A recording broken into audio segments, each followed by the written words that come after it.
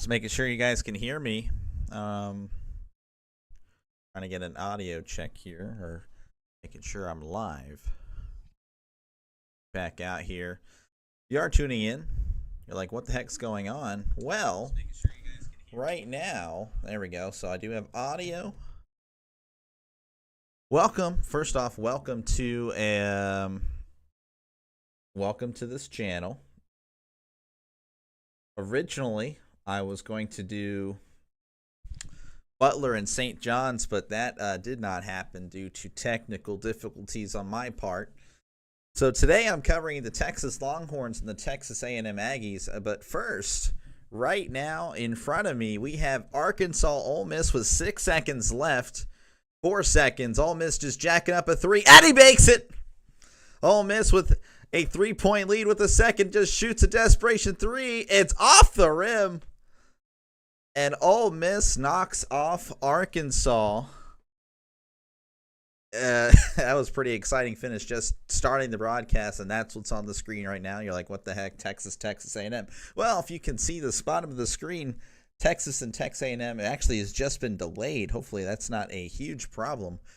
But Ole Miss knocking off Arkansas, so they will advance and take on Auburn. So that was a pretty exciting finish we got to see, or I got to see. You guys just get to listen to. Hopefully that literally just turned to a delay. So hopefully that is not a long delay. Let me go ahead and refresh this, see if the internet knows anything here.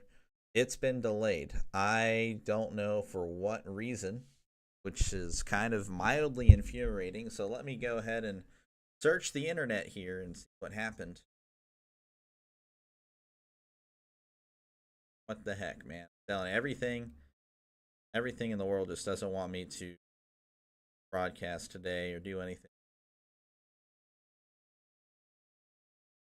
Problem.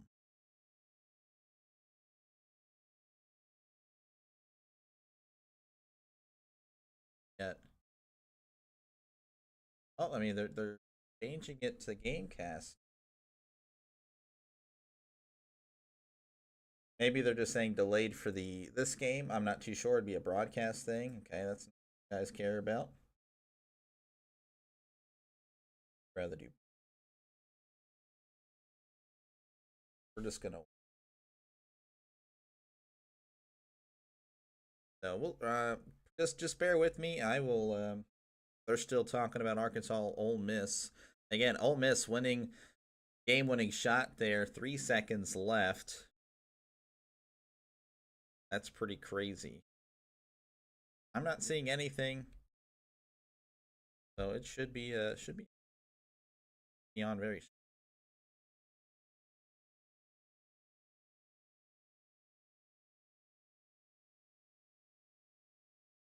Nothing's going on. Nothing is delayed. Anyway, just a little brief recap. If you guys, I mean, surely you guys know about your team, Texas A&M, because I am not a Texas nor Texas A&M fan. I may live in Texas, but as you can see, I don't care about any Texas teams. But I'll still cover them for you guys. Texas A&M did play each other twice this year, and I believe they split the series. Now Texas A&M did blow Texas out, but Texas does win by 1 point the last time they do play. It was in Austin. But a win's a win. So they have split the series. They are showing me the bracket. The winner of this Texas and Texas A&M game will take on Tennessee tomorrow at 2:30 Central Time. The number 4 seed Tennessee, and I guess I can do some research on Tennessee. I'll do that at halftime or something like that. But for now, we're just kind of waiting and seeing. Coming up next on the screen for me, Texas A&M, Texas, whereas you will get a play-by-play from me. So I will do the best that I can. As they are now switching coverage to Texas and Texas A&M. Just seeing if there's any delay or not. They have the desk here, so I guess they are expecting a big game.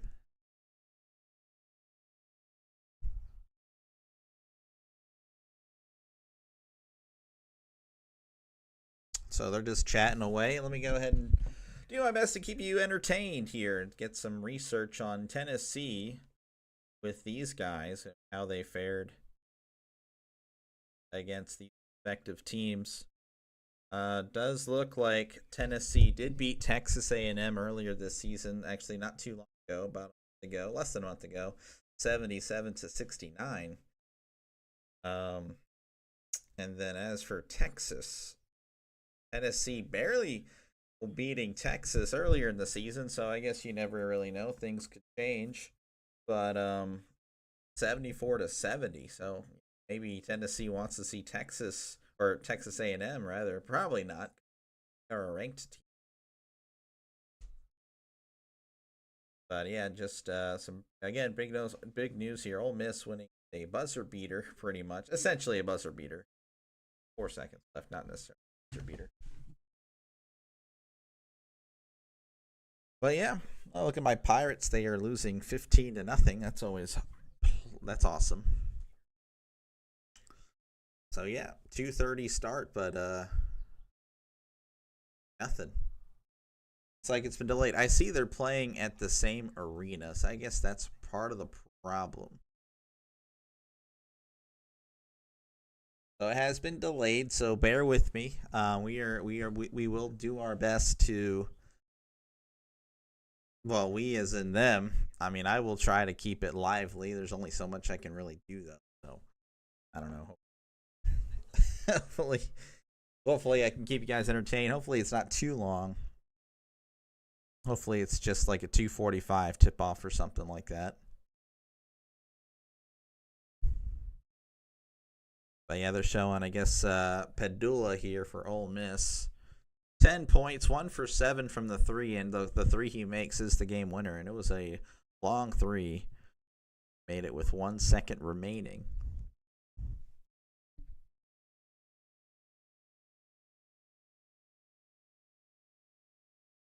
So, yep, got nothing for you. Showing some scores here. Xavier up over Marquette, 45-36. Creighton and DePaul taking on each other a little bit later as for the rest of the Big East bracket there. Villanova, UConn should be a good game. Oregon beating Indiana 72-59. Wisconsin up over Northwestern at the moment, 37-30. And then there's the rest of the Big Ten bracket. Iowa and Illinois, USC and Purdue.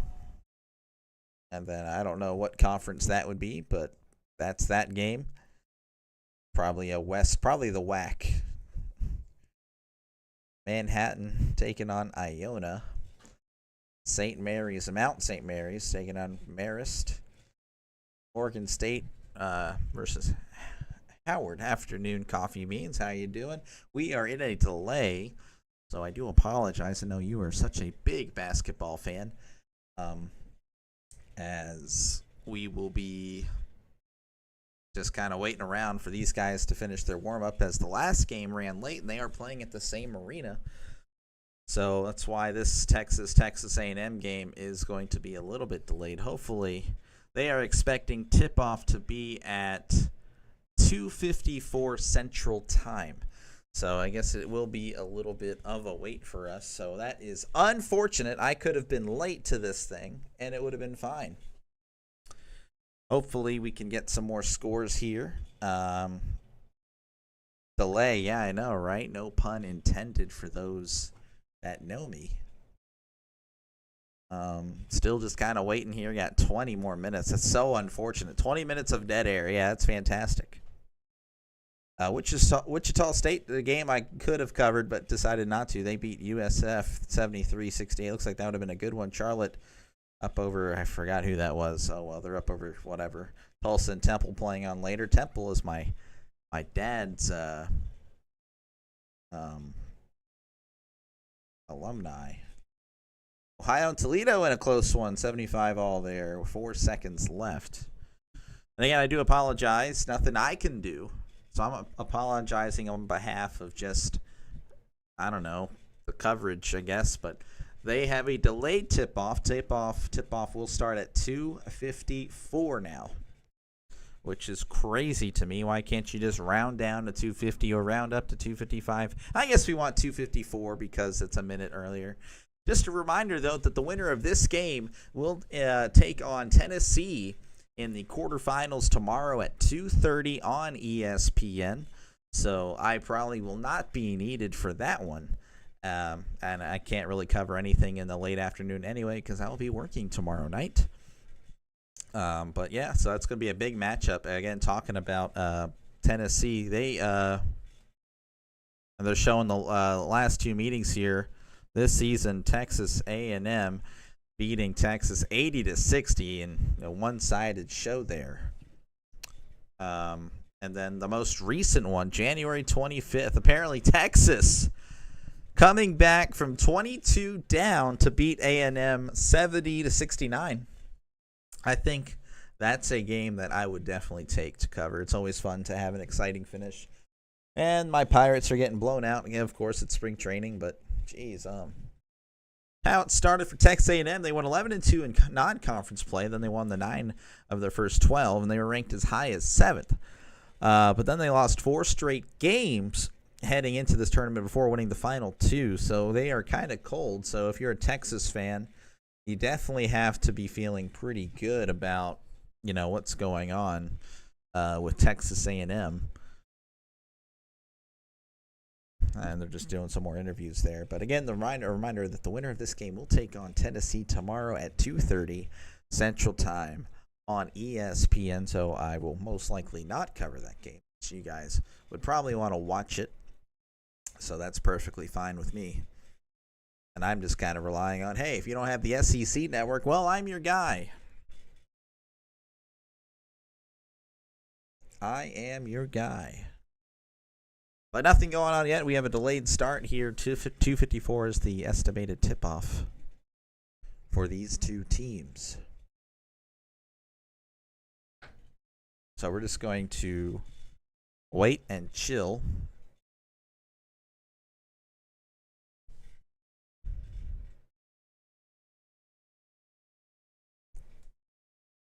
Delayed is, I don't know, I wish I could put like a Xavier Marquette. Xavier up 46-36 at the intermission.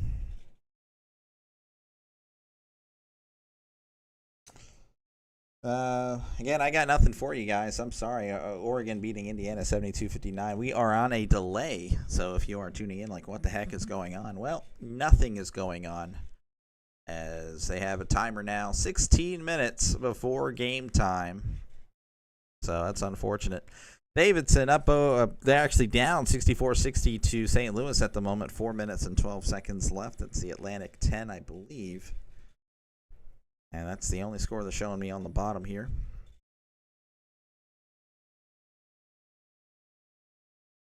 So we're just going to sit tight, I guess. Hopefully I just don't stream to nobody,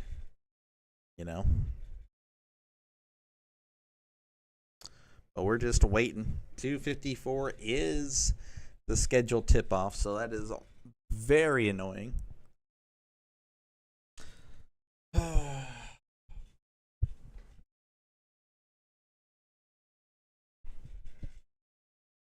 Zurich Phelps. I guess Phelps. I'll have to remember that name because he wears number 1. 14 points per game, 5 rebounds, 2 assists, and he also has 1.8 steals a game. So pretty good. Pretty good defensive player there. I always like steals. Phelps. Looking at the stats for these teams, they're actually not too far apart. Texas actually averaging 78 points per game, but their defense is allowing 71, so defense is not that great. Field goal percentage 46, but they just get out-rebounded as they're only averaging 36 rebounds a game. 13 assists, 4.3 blocks, steals at 6.3, whereas A&M, they do not have the offense that Texas does, but they have a much better defense.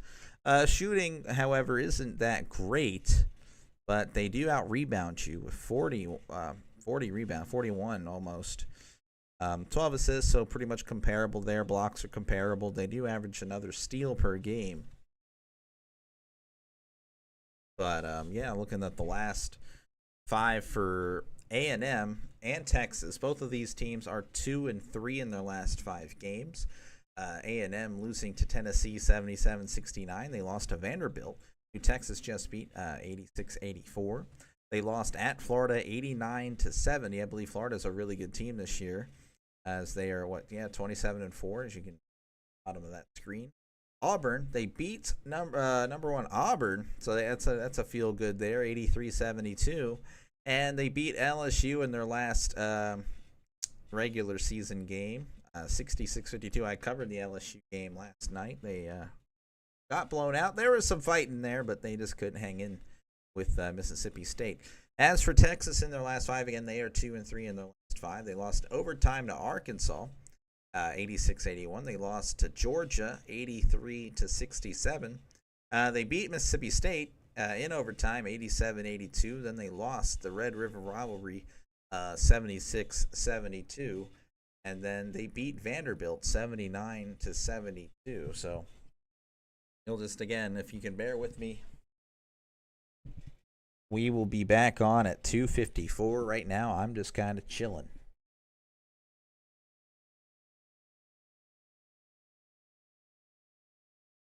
I'm just waiting for game time, as again the last game went late and they're playing in the same arena as the previous game, which was Ole Miss. Oh my gosh, and I forgot already who they were playing. Arkansas. And Ole Miss winning with the last second shot with 1 second left, a deep three. Guy that had only 7 points up to that point and was 0-6 from the 3-point line. He 3-point area. Makes a shot with 1 second left. But again, if you're just tuning in, we have a delay, so please bear with me.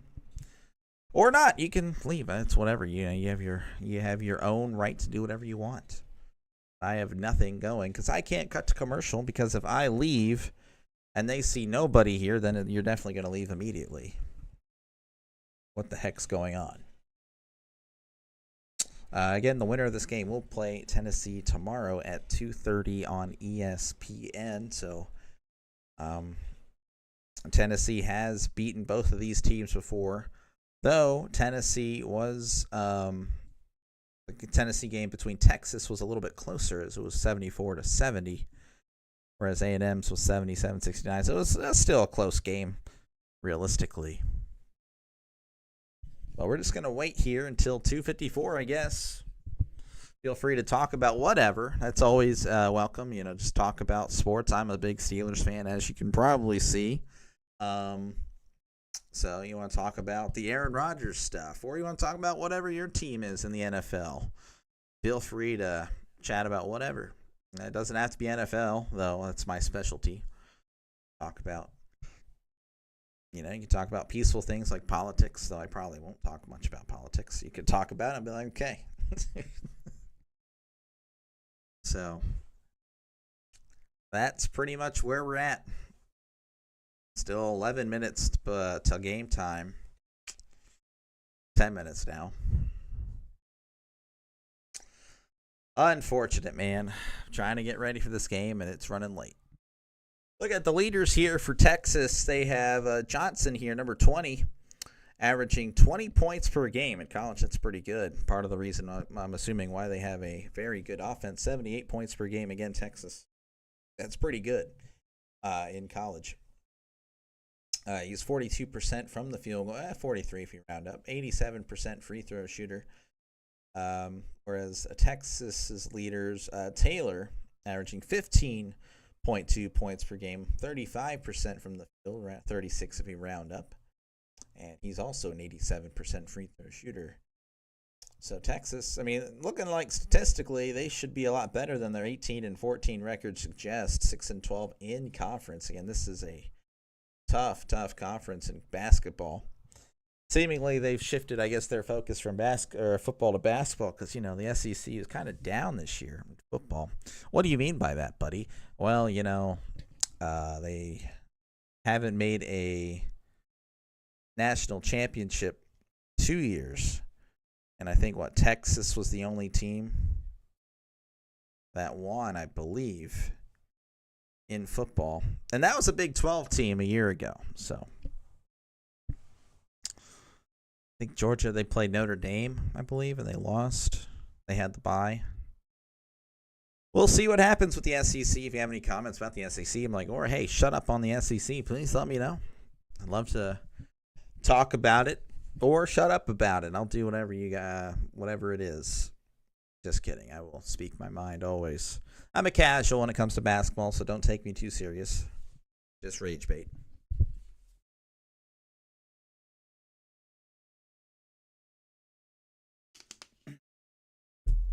Just unbelievable. Just waiting. Waiting and waiting and waiting.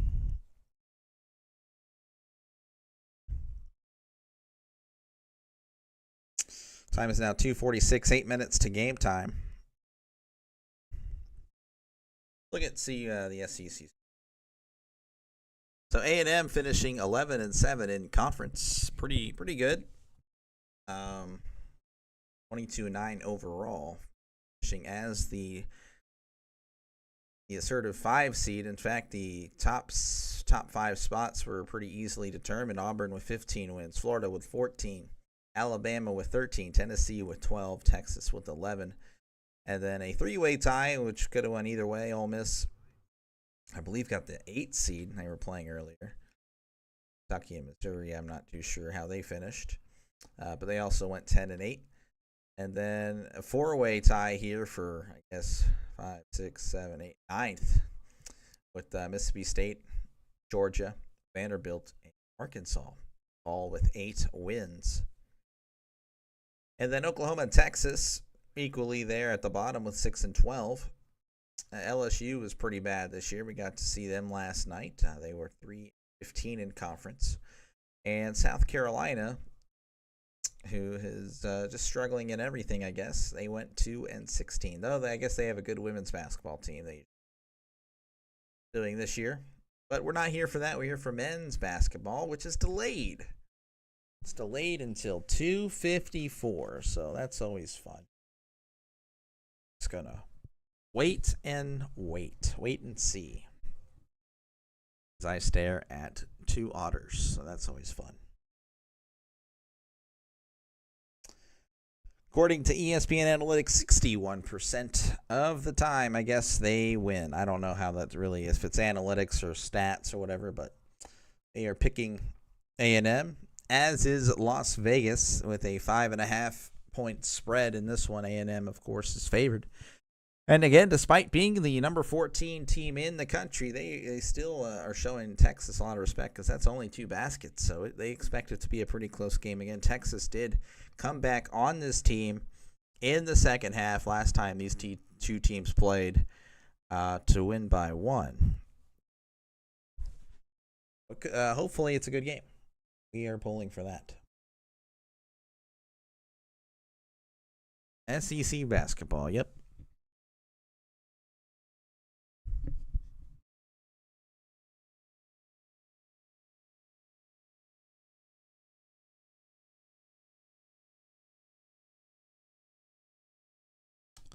So, yep, they're pretty much showing their SEC bias here. Saying the SEC tournament is really good.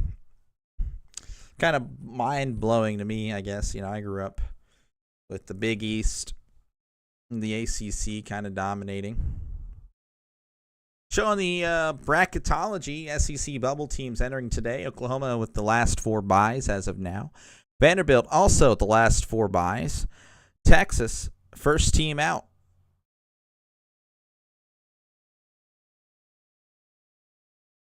That's interesting.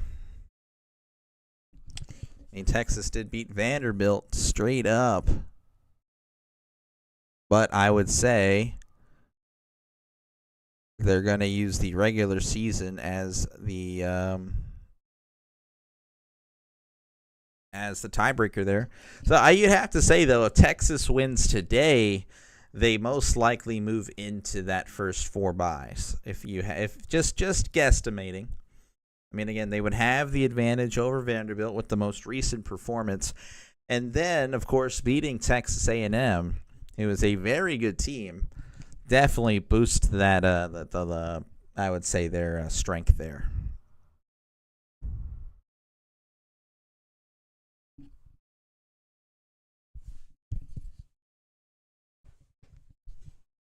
So they're just showing the players in the back rooms, not the actual video game.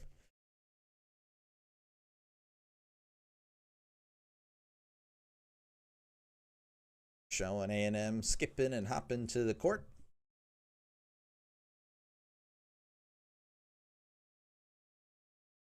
Three minutes and 30 seconds till tip-off. Whereas Texas is already on the court. Players already in jerseys. Some of them, anyway. So, yep. We are counting down here as they're shifting from the desk to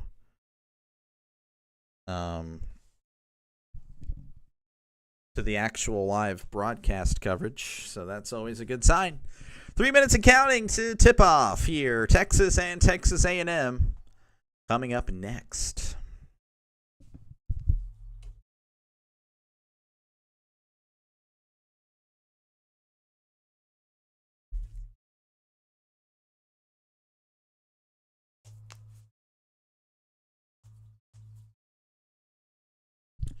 Live in Nashville. I'm an idiot. Nashville, Tennessee. All right, we're starting the broadcast here. Showing the Texas mascot there. Big game again. Winner moves on to face Tennessee. I believe that would be in the quarterfinal. Texas is apparently the first team out right now. So you'd have to imagine with the win today, they will move into the last four bye category, which Vanderbilt, ironically, a team they beat yesterday, is in that category. So a win probably moves Vanderbilt out. So this is a huge game for Texas. They cannot lose this game. Even if they put up a good fight, I would still say they are out. Because that's not really how it works. You need a win. You can't look good. Of course, the SEC is undefeated in hypothetical scenarios. Ooh. Again, a reminder that the winner of this game will play Tennessee tomorrow at 2:30 Eastern Central Time, 3:30 Eastern, but most of you guys will probably be Central Time, if I had to guess, those of you tuning in, as you'll be most likely in Texas. So again, the spread of this game, 5.5, Texas and Texas A&M. They did split the season series 1-1. Texas, with the most recent meeting, coming back from 22 down in the second half to beat Texas A&M by 1. Texas A&M in the first meeting just handled Texas by 20. So it could really go either way. I'm just hoping. So the last four in: San Diego State, Xavier, Indiana, and North Carolina. And the first four out: Texas, Ohio State, Boise State, and then Colorado State. So it sounded like the college football playoff there. And then you just throw in Colorado State, who I think we were all hoping for would beat Colorado, but did not. Got embarrassed. Unless you're Team Deion, that's cool. I was prime, but now I'm not at Team Prime. Primed out. I don't know. Maybe you can win me over. I've always liked Deion. So this is not in the last few years. Going over here, I guess the stars of the show, Trey Johnson is the star for Texas that they are highlighting. And now, I wish I could remember. I think it was, I don't know. Whenever I see the lineup, I'll be able to give you the name. Highlight. I apologize. It wasn't Taylor. It was a guy I saw earlier. I don't remember these things. Doing last minute interviews here for this game here. Again, tip-off is supposed to be 2:54. It is 2:54, and you're like, wow, you're a liar. Well, going off what they're telling me.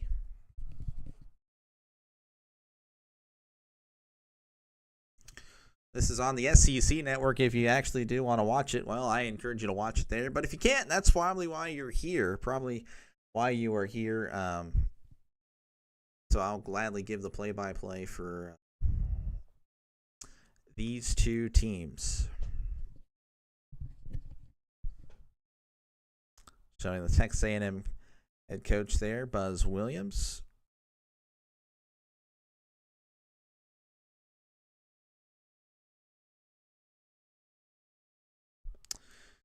Game I was going to cover earlier, St. John's. They beat Butler 78-57. Really upset that didn't work out, but it is what it is. That's why I'm here now. Was not going to cover this game. Technical difficulties brought me here. There are your starting lineups. And there's the tip-off. Texas now going left to right on your YouTube screen. Here is number 12. I will try to get the names down whenever I can.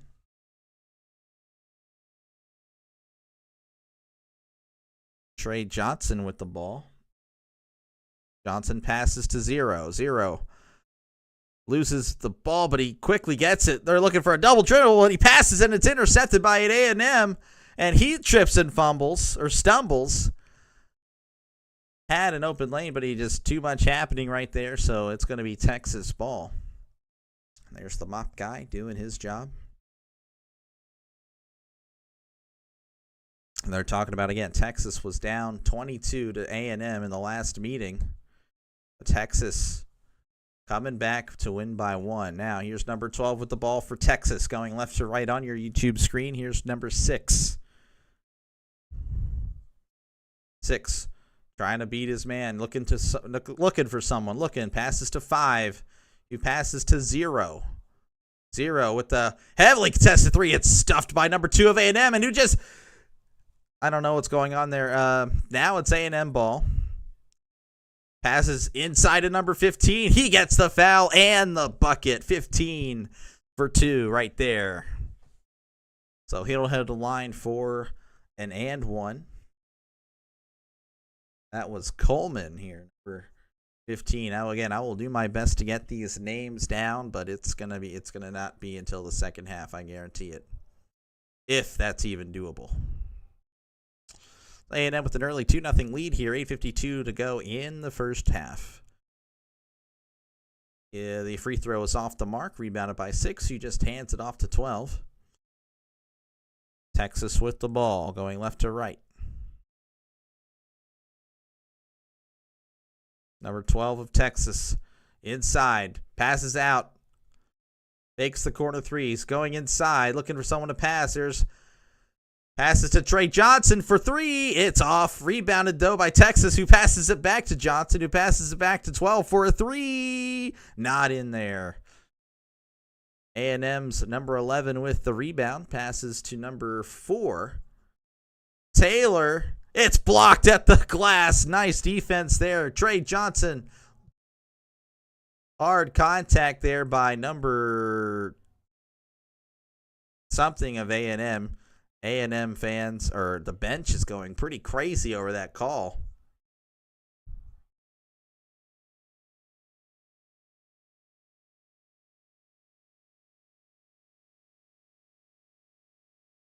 So A&M is saying there should have been goaltending.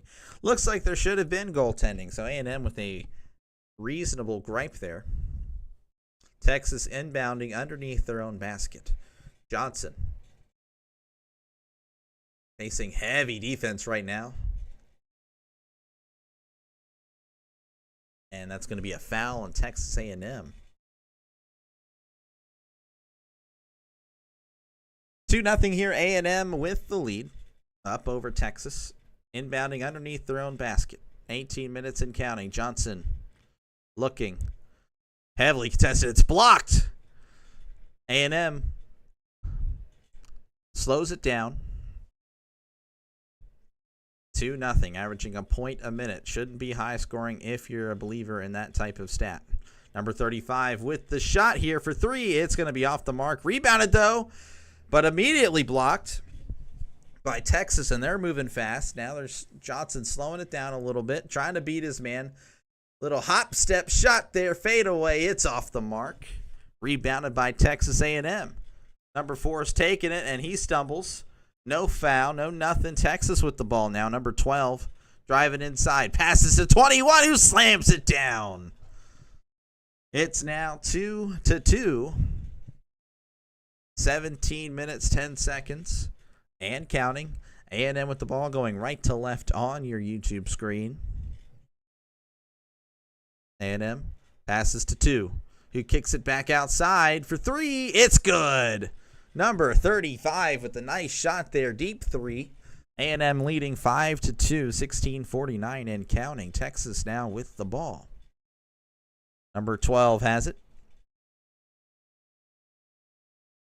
Still sets the pick. 12 is looking, passes to Trey. Johnson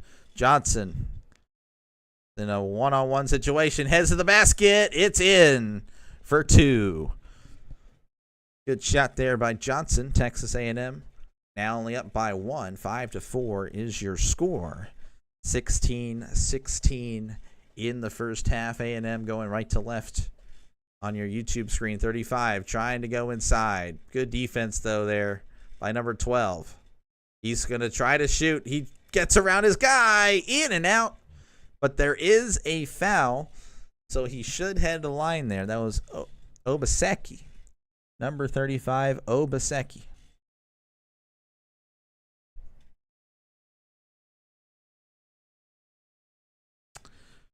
Showing the replay there of the shot.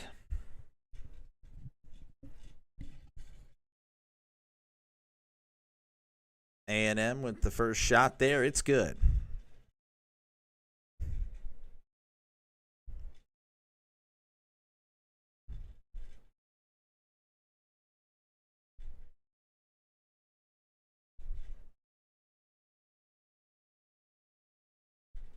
Some substitutions there.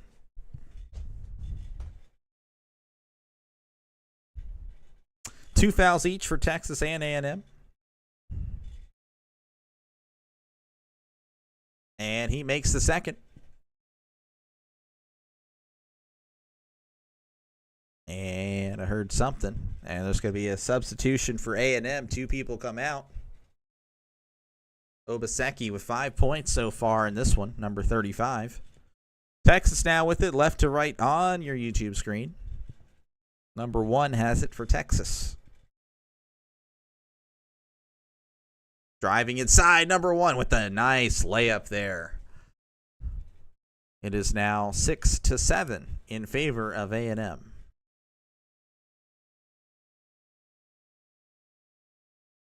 (15:32) and counting. Passes to 9 going inside. It's blocked away by number 21. Just said no, sir. 1 on the fast break. Passes inside. And it's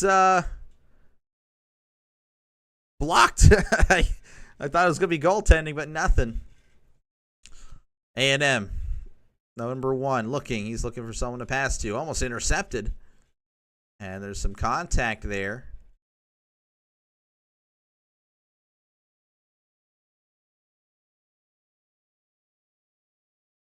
And I believe they are heading to a media timeout. So far, a good one. Good defense by both teams. Oh, that was just a straight-up block. I said there might have been goaltending. No, sir. That was good blocking there. Or a good block by Washington. As we head to a break here, 7-6 A&M with the lead. 15:04 left to go in the first half. Hate the media timeouts, man. So bad. So bad. Just need to get the commercials.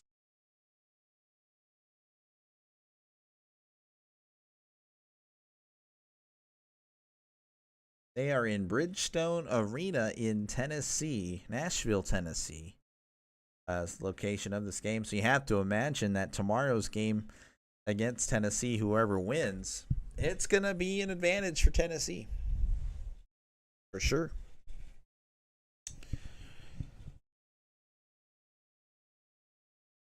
As we're at commercial break here. 7-6 is your score. A&M up over the Longhorns.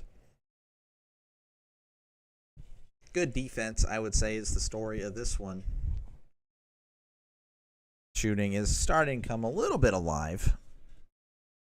Looking at the stats here, Longhorns 3 for 10 from the field, whereas A&M is 2 for 6, only 6 shots but 7 points. Whereas the Longhorns have 10 shots And 6 points, you gotta like what's happening there for A&M. They're hitting their shots whenever they get it.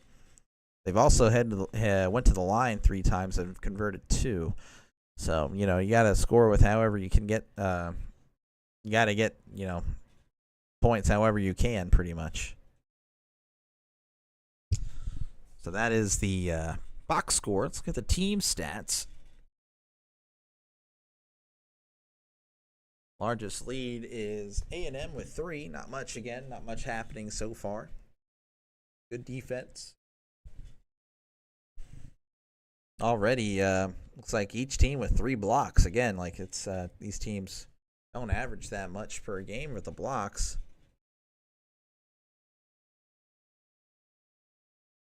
I think it was about 5 or 6 a game for each, if I remember correctly.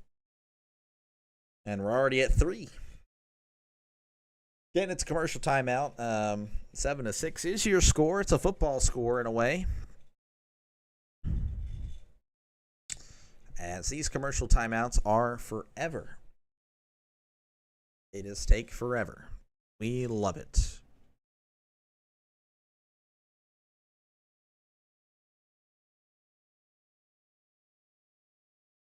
It looks like we are back.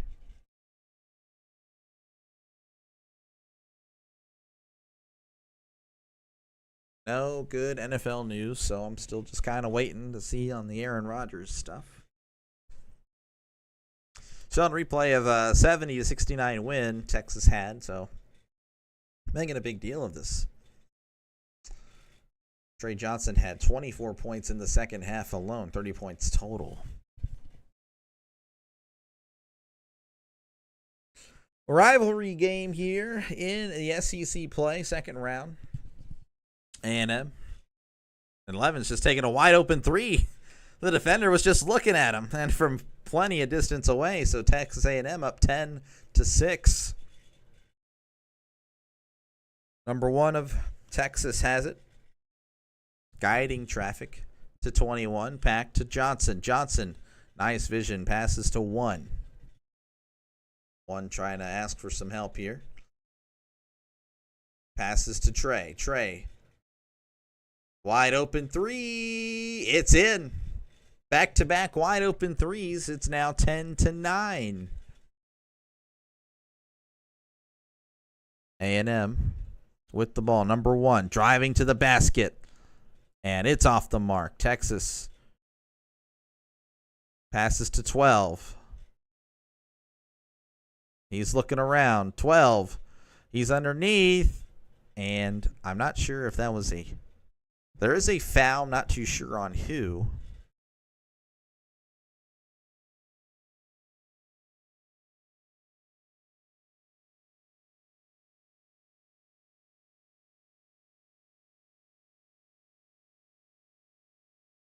And I believe we saw earlier Indiana was the last 4 in, and they did lose today. So again, a win for Texas does a lot for them. A loss, and they're pretty much done. Number 1 driving to the basket, and it's off the mark. Rebounded by Texas A&M.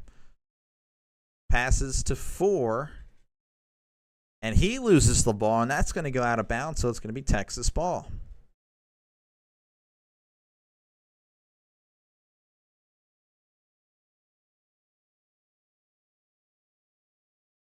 Texas now inbounding.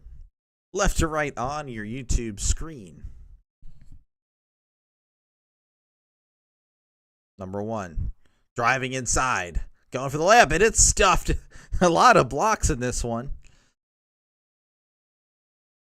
Number 1 driving for A&M. He misses. Rebounded by 21. Passes to 1. He's now 1 is on 1. 1 with the layup. It is so close, but no cigar. And that's another miss here. 10-9. Close one. Number 4 driving the lane. And he gets the bucket and the foul.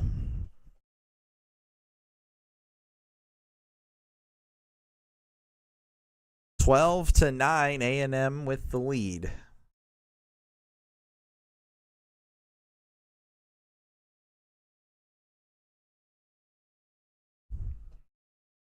apparently Wade Taylor just had his 2,000th career point. He's the 28th player in SEC history to do that. So congratulations, Wade Taylor.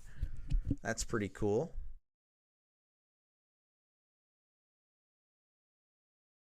Here's number point 2001 if he gets it. It's off the mark. Rebounded by Texas. They're bringing it up slowly but surely. Number 12. Dribbling around. Going to shoot, but now he passes it away. Number 0. Number 0 looking.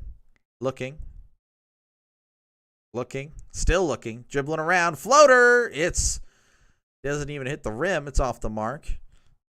A&M bringing it up. Number 1. 3. Off the mark. Rebounded by number 12. Number 12. Going left to right. Texas A&M up 12-9 with the 3-point attempt, and that's off the mark. Rebounded by 25 of Texas. Nice. Rebounding. Nice balance here. Driving the lane. It's good. Number 0 with a smooth finish. Very beautiful indeed. Jordan Pope, number 0. Again, I'll try to remember these names, but I probably won't. Texas A&M now bringing it up the court. Going right to left on your YouTube screen. 12 minutes and counting in this one. They are up 12-11. Number 4 passes inside to 21. 21 sees a wide open number 1, and he's going to shoot, and it's off the mark. Fighting for the rebound, and that's going to be off A&M. That's going to be Texas ball. And I believe that's going to be a media timeout. Yep, there it is. Just have a feeling you can kind of see it happening whenever it's going to go out at certain times. Dumb, man. All right, well, it's another commercial break here. Texas A&M up 12-11 with 11:45 to go. Pretty good so far. I'm pretty happy with that. Hopefully it's not going to be like the 20-point game that the first game between these two teams was. Definitely want an exciting game so we can be energetic at the end of the game. I'd like to thank my sponsors. 12-11, Texas A&M. They were favored by 5.5. So pretty close game, all things considered. I mean, that's 2 buckets right there. Pretty good defense so far by both of these teams. I mean, a lot of blocks. I don't know. I'm liking this game. It's a pretty good game. Much better than the game I had yesterday with the SEC game, which was, I believe, LSU and Mississippi State. Mississippi State looks pretty good. They look like a really solid team. LSU had their moments, but just couldn't piece it together. Couldn't play a full 40 minutes of basketball.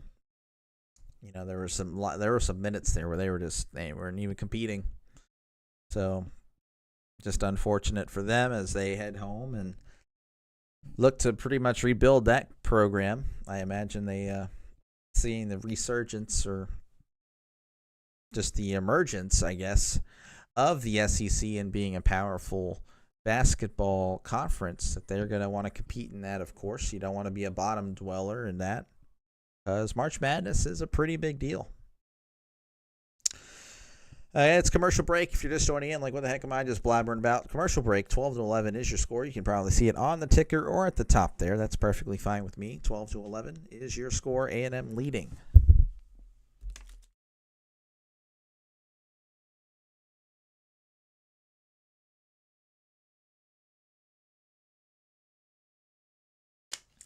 Again, this game is live on the SEC Network, so you don't want to hear me and you have access to it. I do implore you to go watch the game. Oh, it's much more enjoyable to watch. If only I was at the game so you can hear like the sneakers squeak and like the fans, then then I could see you listening in. But yeah, it's just me talking. Which again, I can talk about whatever, so feel free to talk about whatever you want in the comments, and I'll definitely respond.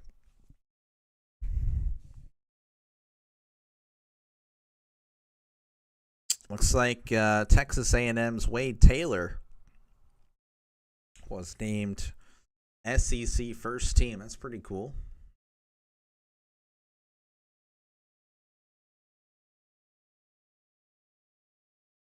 So 2001 points. Free throw percentage 85. Free throws made 511. So he ranks first in a lot of categories for Texas A&M. So that's a Texas A&M legend right there.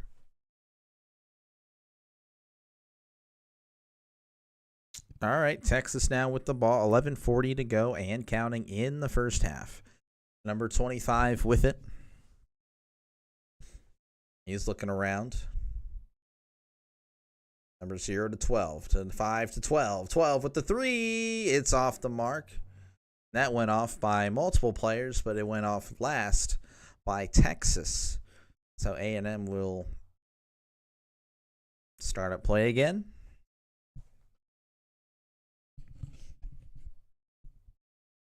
"12 rebounds for Texas, 11 for A&M. So A&M is leading on the scoreboard, which is what matters. Number 21 to 9 to 35. Obasaki or Oba. I don't know. Get that down. And Texas A&M with the wild pass, and he throws it away. And that's going to go out of bounds. Obaseki. Both teams not afraid to use their bench. Kind of didn't really see that in the first 2 games I've covered, but this one, I guess they have deep benches here. 0 passes to 12. 12 looking, it's like Johnson's not in the game. 12 passes to 25. Spin around him. Oh, and he makes it. Looks like he was going to lose the ball there, but he makes it look pretty cool with the nice spin move. Texas up 13 to 12. Number 1 of A&M. Looking around. Passes to Obaseki. Obaseki with it. Obaseki dancing around. Passes to number 9 for a 3. And that's off the mark. Rebounded by number 2 of Texas. Almost slipped. 0 looking. Passes to 12. 12 looking around. Looking to pass. Fires inside to 5. And he gets the layup. 15 to 12. Texas leading.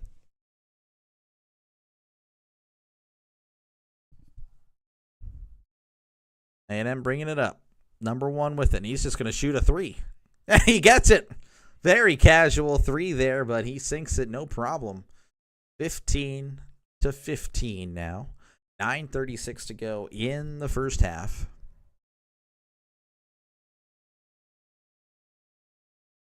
For 12 looking. Fires. It's off the mark. Rebounded by number 35. Obaseki. Obaseki passes to 9. He's looking around. Passes to 21. 21 fighting. Goes up with it. A lot of contact. Nothing. Texas with the rebound here. Number 0 with it. Nice handles. Under 9 minutes now in the first half. 15-15. 0. Loses ball, but he gets it back. Passes to 25. He passes to 12. 12 inside of 25. Met with 2 Aggies, though. And he draws the shooting foul, and the Aggie can't believe it. Looked like he was kind of acting a little bit there, and that's a good argument on his behalf, but the ref is not hearing it.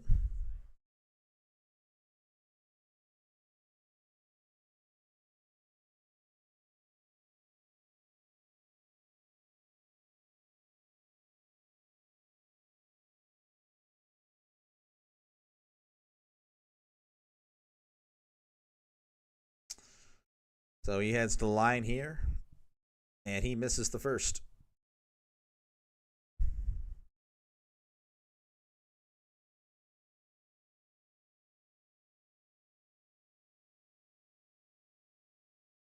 So multiple substitutions for both of these teams. Looks like Johnson is back in.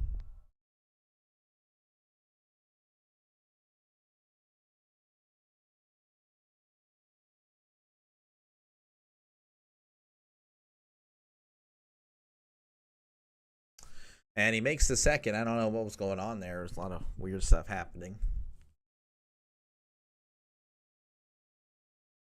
Halftime, Colorado hanging in there with Houston, number 16, Colorado.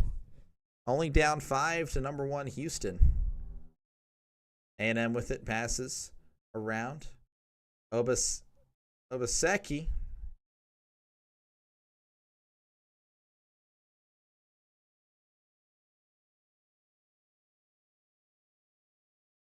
That's going to be a foul, I believe, on A&M, so Texas will inbound.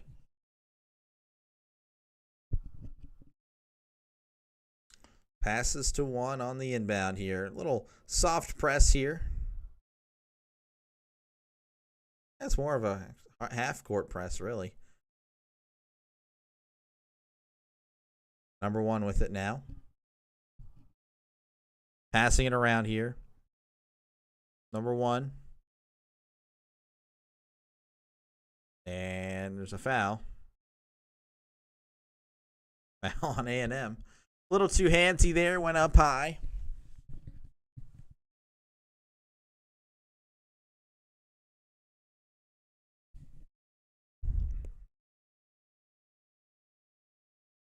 Texas leading 16-15. We got a good one here. Defensive battle, I would say, but you do see some nice offense here. Texas with it now. Here's Johnson. Johnson shoots, and there's nowhere. It's like air ball. A&M with it now. That is Taylor. Wade Taylor here. Driving the lane. Floater. It's off the mark. Rebounded by Texas. Johnson here, 2-on-1. He's going to take it himself, and he misses. Rebounded by A&M. Here's Wade Taylor. Shot. It's no good. Rebounded by Obaseki.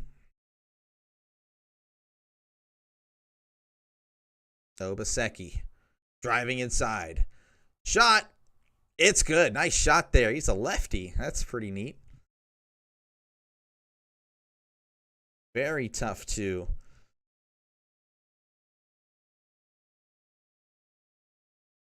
Apparently, they are asking for a travel. It's tipped out of bounds by A&M, so it will be Texas. A&M bench was screaming at the refs. It might be Obaski. That's what the commentator's saying, so I might want to say Obaski. Obaseki. Obaski. Obaseki. Which one sounds better? Let me look it up. I can end this debate right now.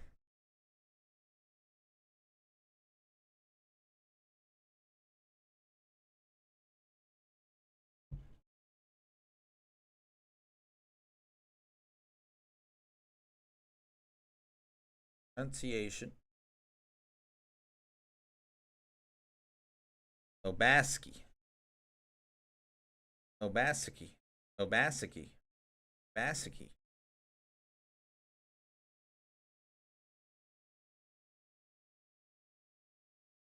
Yeah. I don't really know. I mean,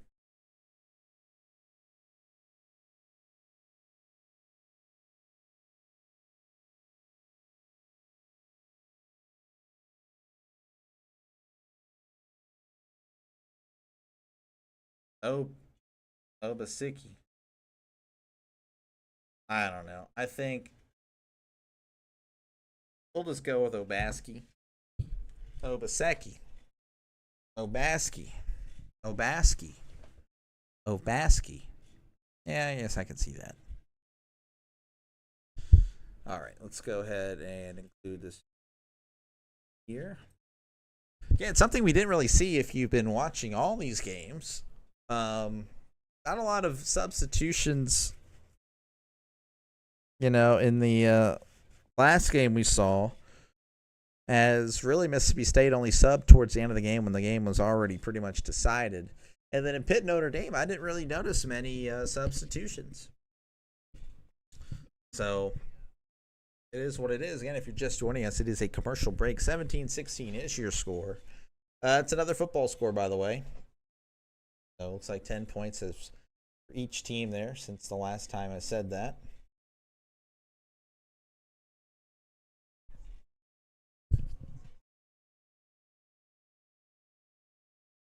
as I am looking through Venice, Italy right now, so you'll just have to bear with me as they love the media timeouts.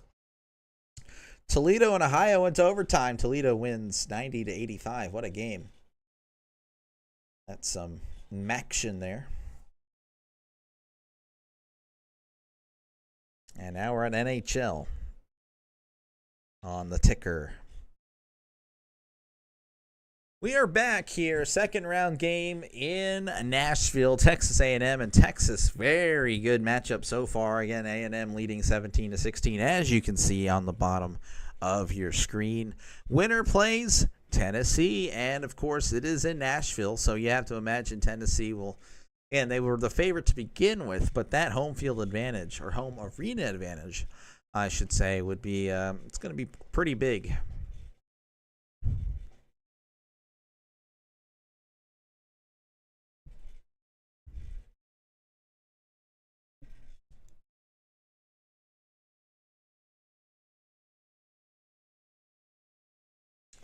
All right. We're just waiting. They're showing the Tennessee players are kind of scouting. That's pretty neat. All right, Texas with the ball here. 7 minutes and counting. Number 12 has it. He passes to Johnson. Johnson to number 22. 22 looking. Passes to 6 in the shot clock violation, but they're not calling it. Here's Pope.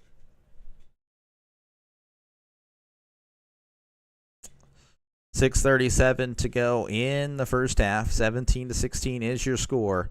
Oh, Pope. Taylor. I don't know why Pope is on my mind. Pope Taylor. Is there a Taylor Pope? Pope the fourth? I don't know. There probably is. But Texas with an easy layup. 18-17. This is Taylor. Taylor to Obaski. Obaski with the 3. It's off the mark. And that's going to head out of bounds for Texas ball.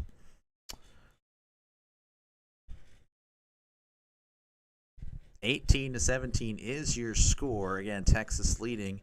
Though it hasn't really been the case. Texas A&M has had the slight advantage pretty much the whole game. But Texas, I guess, with a nice little run here. Or a slight run in the last few minutes. Trey Johnson, the star of Texas, hasn't been too crazy. 2 for 7 from the field. He only has 5 points. Whereas the A&M star, Wade Taylor's 1 for 4 from the field and only has 2 points. So the star's not really making a difference in this one, and you can see it in the scoreline as it's pretty low scoring. Here's number 12. Driving inside, and he's free. That was an easy free, too, there. 20-17, Texas leading. Here's Taylor. Taylor passes inside to 15, and he misses. And he comes down with a rebound. Fast break here for Texas, trying to play fast, and he gets it. That's a nice 2 for Texas, and Texas now has a 5-point lead. I believe that is the biggest lead for both of these teams.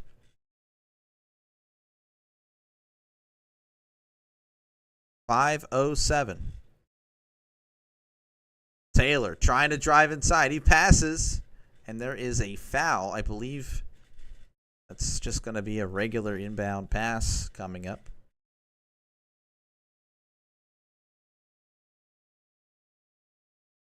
Showing the replay here. Apparently, commentators saying there should have been an illegal screen there. But on the Texas bucket. 2 buckets ago, I believe. All right, inbounding here underneath their own basket is A&M.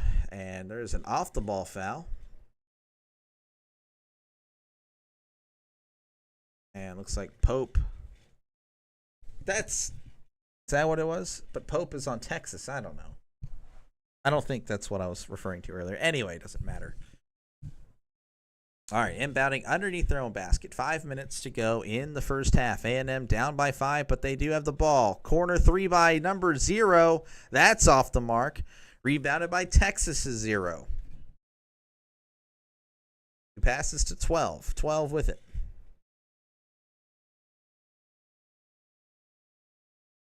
12 directing traffic.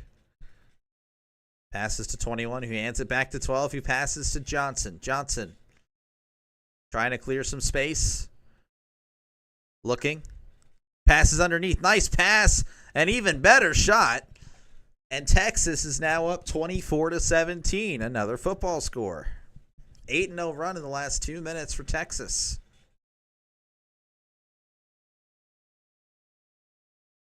Taylor. Heavy defense there by Texas. And they're going to call a foul there on number 21 of Texas.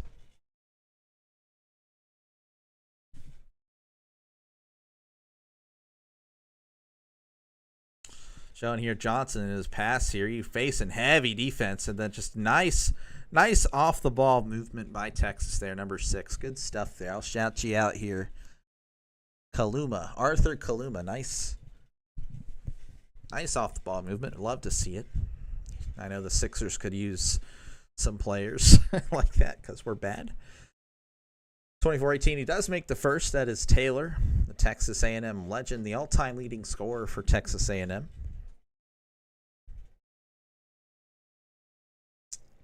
And he makes them both 24-19. That's still a football score. That would be a touchdown and 4 field goals. That's the easiest way to get there. 24-19. Again, Texas with the ball going left to right on your radio screen, YouTube screen, whatever it is. 12. Euro step. Shot. It's good. Nice shot there. 26-19. Also a football score. Look at that. I'll shut up about that, I promise. Taylor with it. Pass. Nice pass to 15 underneath. Who passes to 21? A lot of contact. Draws the foul. And he's going to be at the line after the stupid media timeout because that's more important than the actual game. 26-19, Texas up. So Texas has caught fire here, opening up the scoring in the last few minutes. I was kind of worried that neither of these teams would get to 30. Looks like the Longhorns should be well on their way to it before half, not the entire game. Again, if you're just joining in, this is kind of what I do right now anyway. I'm just providing this service. I don't know, just calling games. I like calling games. I call games for local high school and local radio station. I'm not using my full radio voice, just letting you know. But it's fun. It's pretty neat. And I did interact with some nice people in the Pittsburgh Notre Dame game, not necessarily the LSU Mississippi State game. That one was kind of dead in the chat. Kind of like this one. Not really hating on you guys, but if you guys just want to chat about whatever. As you see, I'm a Steelers fan, but I can talk about pretty much any team and pretty much any sport. Football is kind of the big thing that I do. I'm a casual when it comes to basketball or baseball if you're a baseball fan. Getting into college more and more now. I think college has just such a great atmosphere. Something I never really paid attention to when I was in high school, but say that like it was the other day. It's been 10 years now since I'm old now. But the last few years, college has been it's been pretty neat. I've come to appreciate college more now. So again, we're at commercial break. 26-19, Texas leading over Texas A&M. Texas needs, I would say they need this game. They need this game to keep their hopes are already on thin ice. They are not projected to win. Ironically, Vanderbilt, despite losing to Texas last night, they are still projected to get in. So Texas, again, they need this win. They need this a lot more than A&M does. A&M's going to get in regardless. Texas, though, a win, and I'm not going to say they're in, but Indiana, who's also ranked ahead of them, they did lose to Oregon today. So a win here, I would say, solidifies Texas's spot probably as an 11 seed or 12 seed. I don't think they'd be a 12. I don't really know how. I thought those spots were kind of reserved for like the mid-majors or whatever, but I don't know. It changes year to year. All right, we're back here, or at least the coverage, the broadcast people are in my face, so I love seeing that. So anyway, yeah, Longhorns recently taking control of this game, I'd say. They were on an 8-0 run. Kind of opened up a lead here for them. They're not. That's not the case anymore. They're not on an 8-0 run. I think it's like 8-2 or something like that.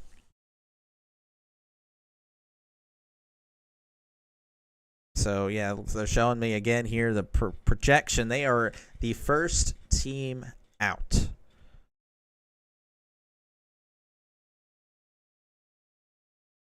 So, all right, here we go at the line here. Number 21 of A&M. He misses his free throw. A lot of missed free throws in this one. A&M is 4 for 8 at the line.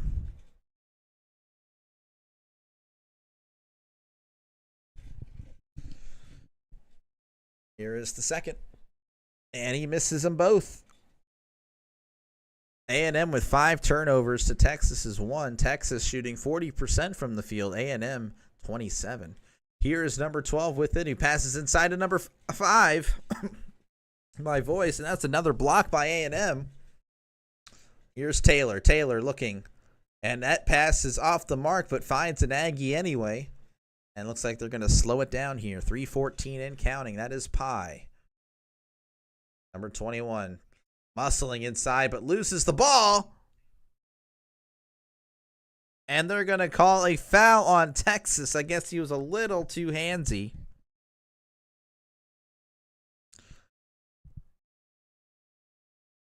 They're saying...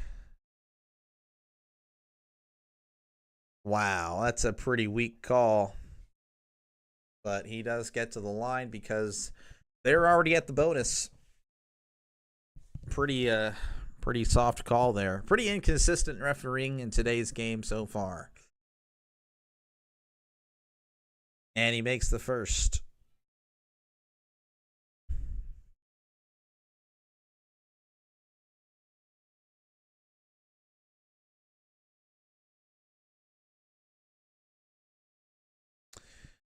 Here is the second, and that's off the mark. Rebounded by Texas. 3:05 to go in the first half.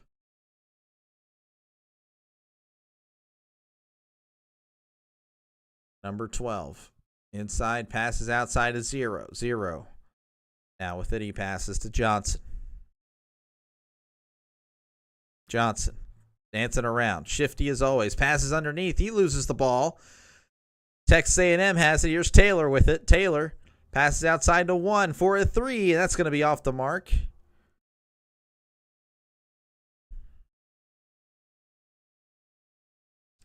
Johnson with it. Johnson trying to find somebody. He does find 6. 6 driving inside. A lot of contact. And he gets the and 1. 28-20. And he's going to get an extra shot at the line.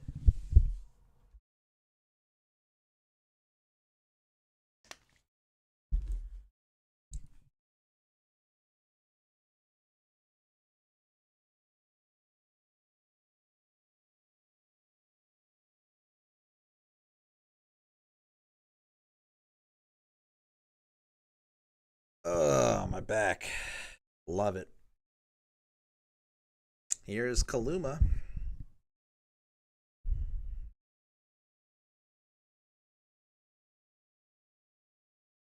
And he gets it. So he completes the 3-point play. 29-20. Texas up over A&M. 2:17 and counting. Number 1 drives the lane. Nice shot there. Nice layup. 29-22 now.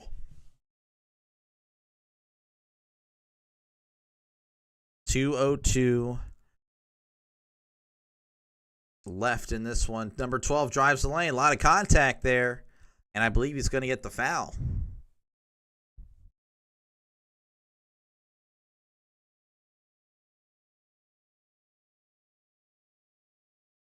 .156 left in the first half. 29-22 is your score.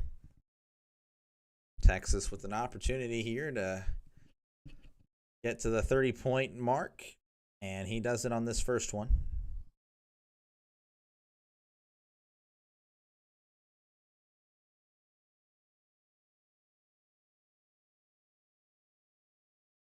And he does on the second.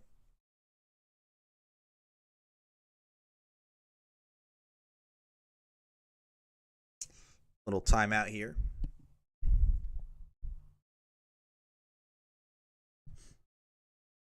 Number 1 passes to Obaski. He passes to 11. Bad pass. Very bad. Here's Johnson with a 3. It's off the mark. A&M with the rebound. That was 11. He hands it to number 1. One's looking to, he finds Obaski, who passes to number 11. And he gets the 3. So he makes up for the bad pass and gets 3 of his own. A&M, Garcia trying to fire up this team. They're down by 5. I'm sure A&M would love to just end Texas's hopes right here, right now. Number 12 finds number 0 on the side. Corner, 3 hit, so he cancels out Garcia's 3. A&M now bring it up, going right to left on your YouTube screen. That's going to be a timeout. So A&M, again, whenever you find a little bit of life, it just kind of ends right then, right there. 33-25 is your score. Longhorns leading with just under a minute left in the first half. We'll eventually get these names down. Garcia has like kind of this afro thing going, so that's kind of how I remember just seeing interesting name or look, stand out. So 33-25. Texas leading. Texas needing this game to pretty much stay alive. Can you guys hear me if I'm here? I think you guys can. I would say so. Look at that. Look at that. Look at that. And at the audio thing. Nothing. Try to find stat or news on the NFL world, but nothing here. Looks like we are back, though they are still discussing things. Houston has now extended that lead up over Colorado by 10, so it looked like Colorado had a chance to maybe pull off a crazy upset, but they are now finding themselves down 10. A&M inbounding here is Garcia. He passes to number 10, who passes back to Garcia. And they're Texas pleading for the double dribble, but nothing. That was interesting. Here's one. Drives inside. Oh, nice layup there by number 1, 33-27.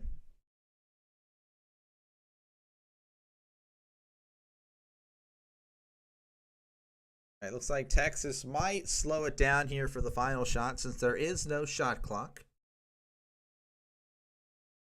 And they are indeed going to hold it. Number 12 is just chilling. Just getting some reps in with dribbling, I guess. 12. Looking for 0. Here's Pope with it. It's going to be off the mark.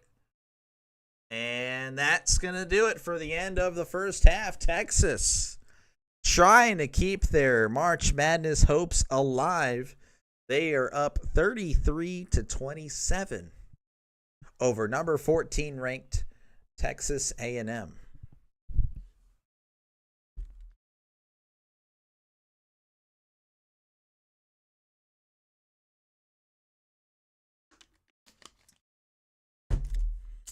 So that was cool.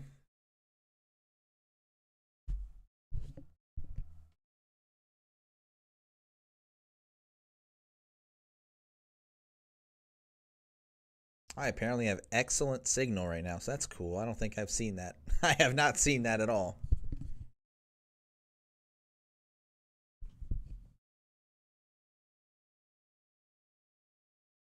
Trying to see.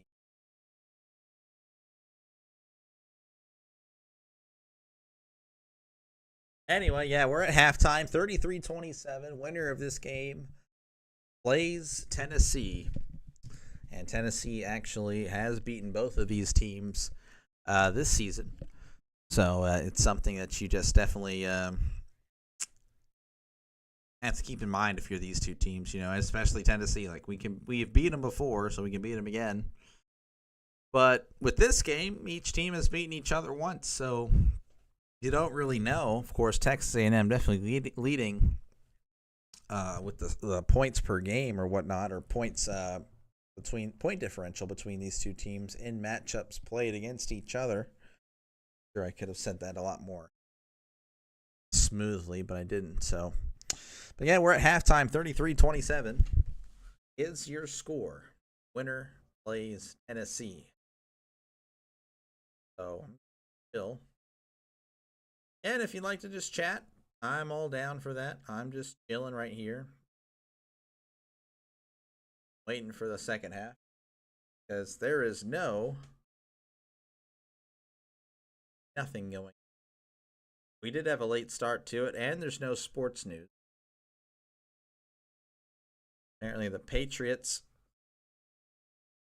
have reached out to Cooper Kupp.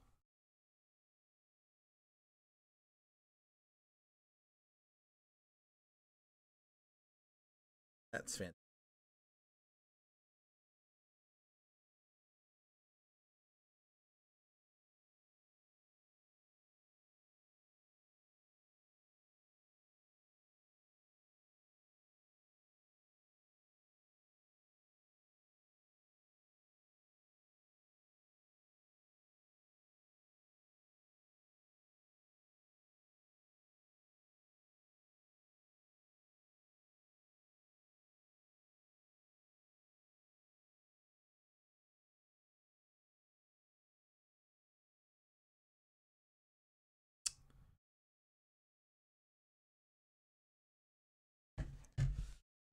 So 33-27 is your score right now. Texas leading over A&M.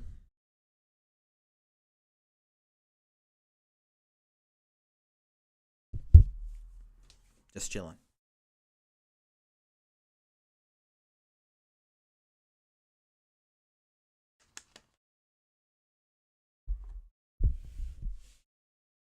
Let's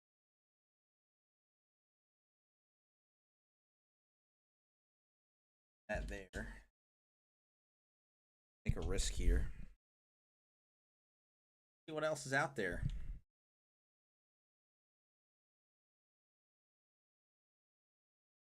I try to find something that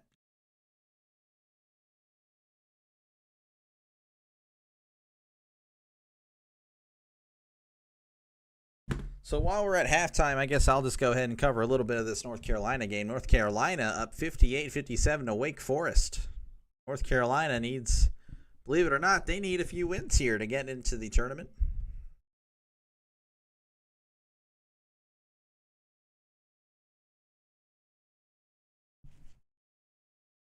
And North Carolina takes a 4-point lead with 2:40 to go.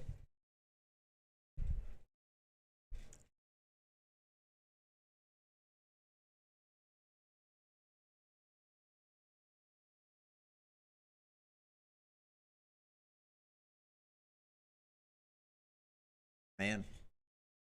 And if you're just joining us, it's halftime, and I'm just kind of searching around, see what other games I can look at. North Carolina is up by 4. Do not, again, they need a lot of help. Champions League football. Or no, this is not Champions League because Manchester United is not a Champions League quality team. This is the Europa League. They're not even going to make that next year. All right, let's see what I can cover in the meantime. Arthur Podcast.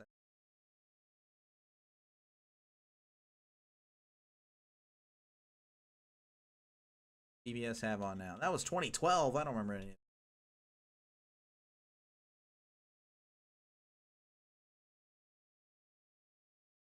I don't. Not what it used to be.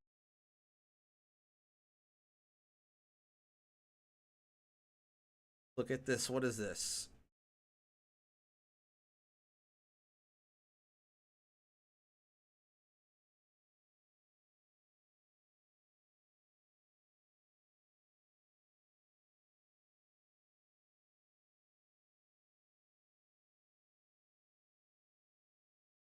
Apparently, they're just talking about Cooper.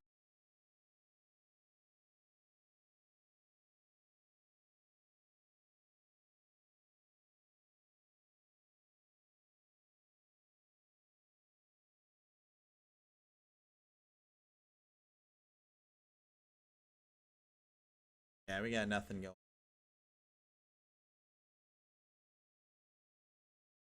Mountain West. Oh, I love the scoreboard here. Oh, that's beautiful. That's a beautiful transition. So while we're at halftime, this is where I'll be. New Mexico and San Jose State. And probably not for long, though. San Jose State down by 12 to New Mexico. I wonder if New Mexico's ranked.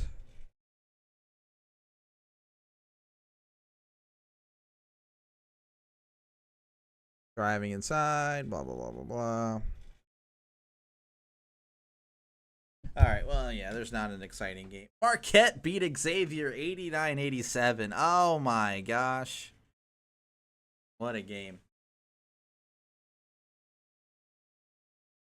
Wish they would have all the sports stuff like right next to each other. I don't know why that's not even a.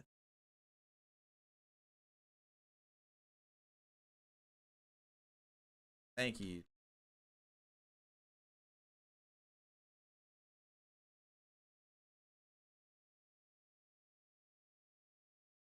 And if you're just joining in, like, what the heck am I doing? That's halftime, so I'm trying to find something.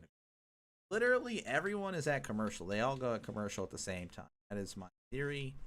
Do it, so you cannot be happy. It's the way it is. I don't make the rules.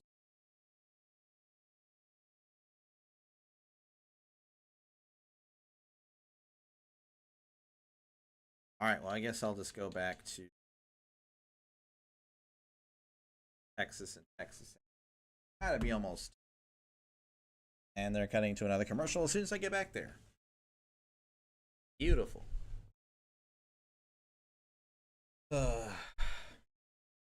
Halftime again, 37. You.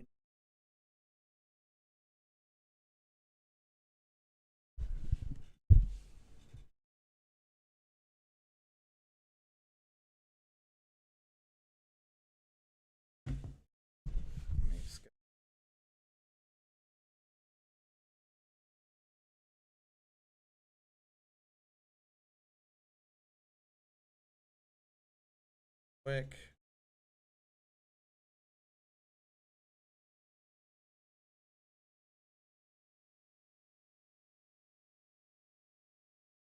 Oh well.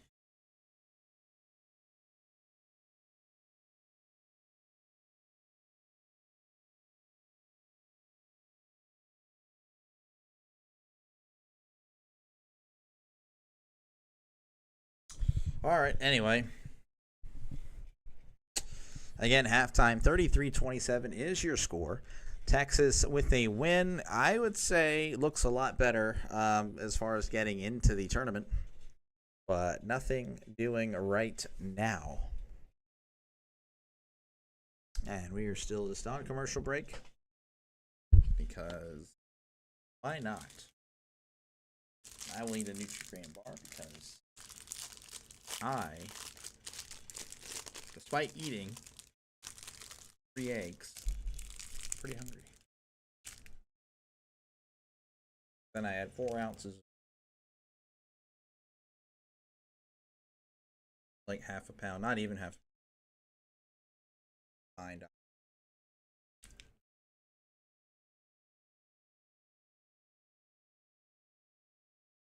But it's supposed to be better for me. I'm on the lost journey.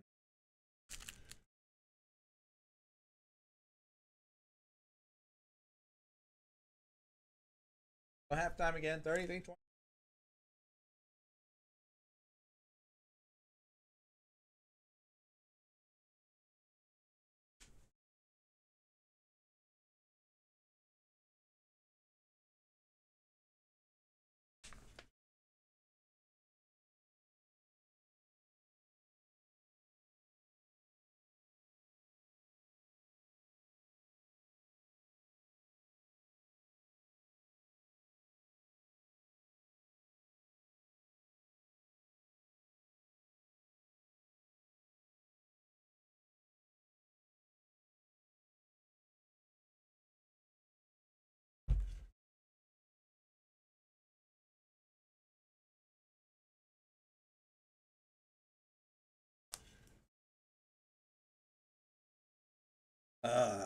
Man, oh man, how long are these half times?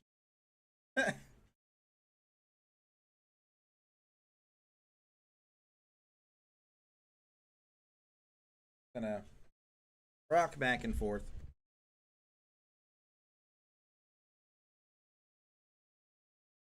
Oh, the Steelers are re-signing Ben Skoranek. I'm actually a fan of this move, but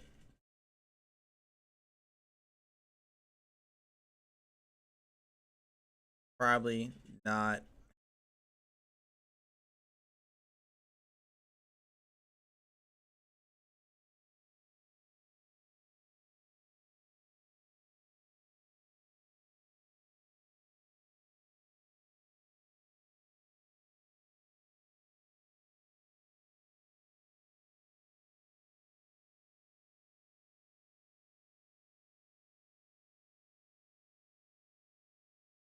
Man. Well, I mean, at least we got Ben Skoranek. I like Skoranek. Call me crazy, but Skoranek is underrated. Like he just played, like really, I don't know. It's kind of crazy, but not trying to do like like the white guy thing, like high motor, but like he actually was like hustling, like with run blocking. This guy, he was doing like amazing. He was probably our best run blocker. I haven't seen that since like Juju, and then George Pickens whenever he actually tries to run block, and then I don't know, on special teams, he was always there on the tackles, and then he actually was a decent return guy. He didn't fumble it. That's actually, I mean, I don't know. I just ended up saying the Scotty Miller. We re-signed Scotty Miller. I'm like, why? Why did we get? I was thinking, like, why did we get Scotty Miller and not Skoranek? But we just brought back both. So I don't know what in the world. So we have George Pickens. We have DK, Roman Wilson, Calvin Austin, Ben Skoranek, and Scotty Miller. And I'm sure we have another receiver, but I couldn't tell you what they were or who he is. So I mean, I don't know if we get someone else. I'm trying to think who else. I don't know who else we have, but I don't know. I mean, we're gonna have to. I mean, ideally, we cut Scotty like in training camp. Steelers wide receiver.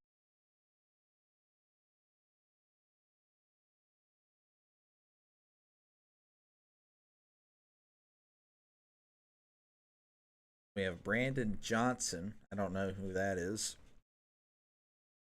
Then Lance McCutcheon. I'm not familiar with him. So probably nobody's really.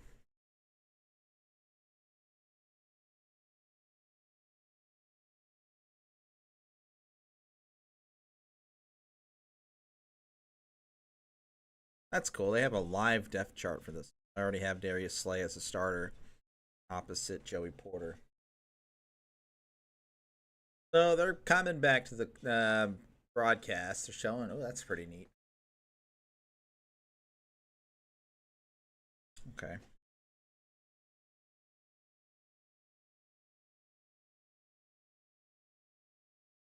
Maybe I think we're cutting Cordero. I mean, we have to, right? Wasn't even good.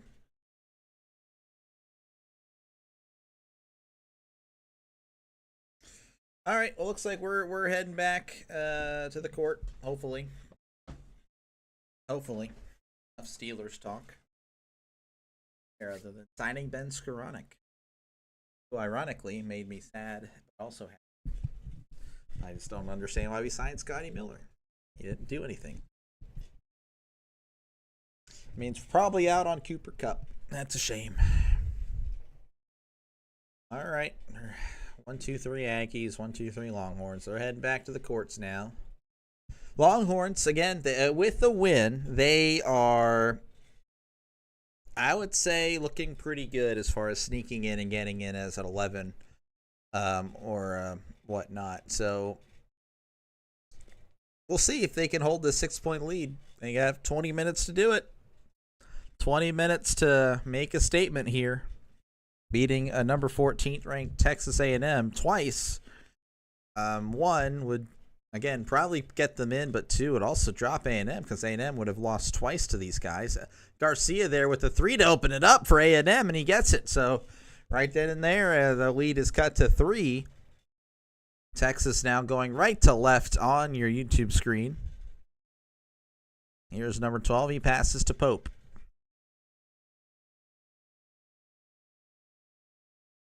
Pope looking.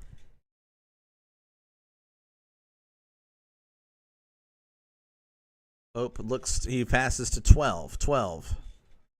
Dancing around. Here's a 3 by 12. He had contact by Obaski on the 3-point attempt, so it looks like he's going to get 3 shots.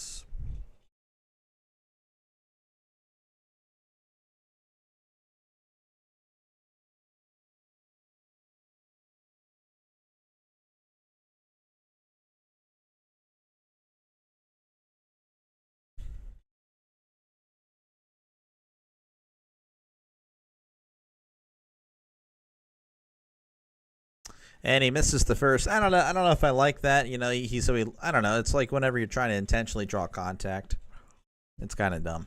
Like his feet were landed forward as he misses his second free throw attempt. So, I mean, you want to at least make one of these, right? To make it a 2-score game. I mean, you had a 3-point attempt. You didn't even come close on the shot. You missed the first 2.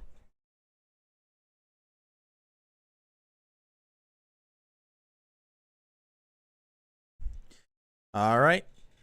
Number 12 here with the last free throw of the 3. Didn't make any of them. And he makes the last one here. So he gets 1 of the 3 as Texas now with a 34-30 lead. That's still a football score. Taylor passes to Garcia. Garcia misses the layup, but it's rebounded by number 2, who gets the 2 there. So 34-32, Texas still up. But they were up by 6 just a minute ago. Number 12, driving inside. Gets a nice layup. Nice play there by number 12. 36-32 now is your score. Texas up. Here's A&M with the ball. Here's Taylor going left to right. Passes to Garcia. Garcia passes to number 2. Passes to number 15. 15 trying to get inside. Fade away. It's off the mark. Garcia with nice hustle. The 15 to Obasaki, back to Taylor. Taylor passes to number 2, who's going to 3, but no, he's driving inside. Passes to Garcia. 3, it's good. A&M now only down by 1. Texas has kind of come out flat. I mean, they do have, I believe, 3 points here, but just doesn't feel good on the defensive side of the ball. It's getting loud now. Texas can feel the pressure. Number 12 looking around. He passes to Johnson. Johnson, he's bumped hard. No call. Johnson driving to the lane. He misses. Can't finish there. Taylor gets the bump. And Taylor was bumped as he shot, so he should get the call. And the coaches for Texas is like, hey, man, you got to call it both ways.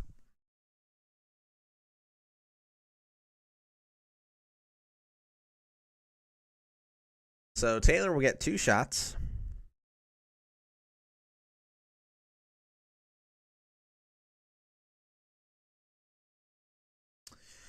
And Taylor will get the first one, so he ties it up 36-36.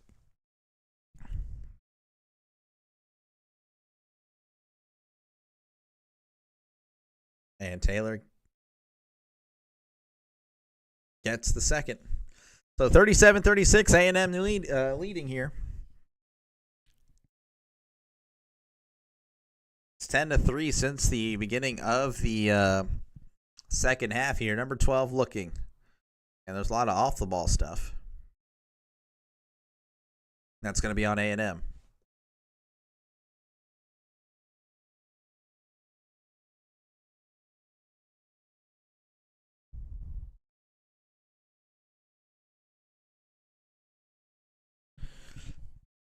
Obaski, that's his third foul now. He's got to watch it. Pope with the ball. Pope passes outside. In the corner is number 12. Number 12 looking. Passes to Johnson. Johnson, fadeaway, mid-range. It's off the mark. Rebounded by Obaski. Obaski with the ball now. Passes to number, now that's Taylor.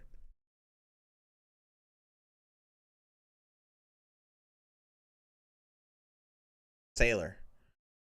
Passes corner. No, Garcia fakes it. Now he goes underneath. Nice pass to number 2, and he misses. Rebounded by A&M. 15. He misses. And that's off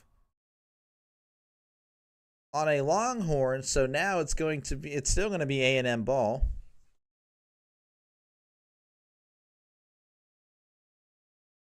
Yeah, nice pass by Garcia. And then number 2 here, Hefner. Interesting name. He misses. Well, yeah, the commentator just said he's not going to miss this very often. Well, he just did. All right, A&M here, inbounding underneath their own basket. Here is number 1. He passes to Taylor. Taylor in the corner, just jacks it up. Oh, my gosh. That was some great defense, but an even better shot. Texas A&M now up 40-36. They are outscoring Texas 13-3 since the start of the second half. Pardon me. Number 12 kicking it out to number 6. That is, I forgot his name, but I will look at it and remember again. 12 with it in the corner. 12 bouncing it inside. Looking. He goes up with it, and he's off the mark. Kaluma. Number 1, driving. It's knocked away. Out of bounds. A&M ball. Well, it's not looking good for Texas. Texas had a great ending to the second half, but it has not carried over as A&M with the lead 40-36. Again, they are outscoring Texas 13-3 since the start of the second half. Ugh.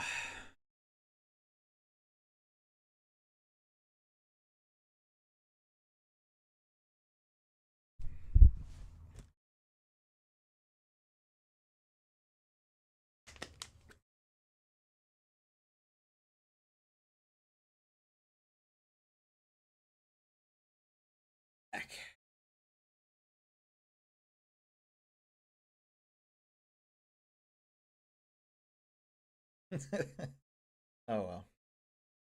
I just don't testing. 40-36, Texas A&M leading Texas. It's been all Texas A&M in the second half. It's not even close really. 13-3 since the second half started. Texas was outscoring Texas A&M 33-27.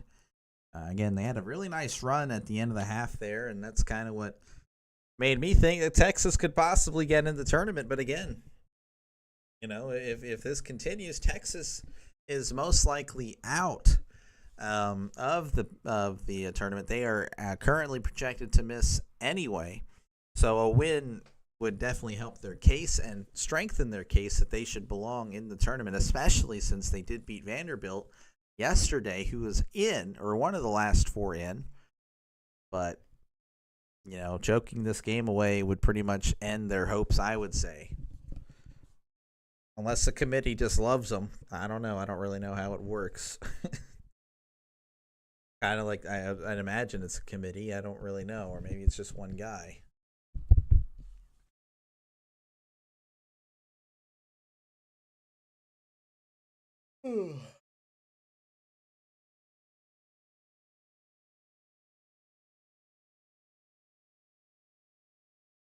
Oh, we're still at a commercial break here. 15:58 to go in the second half.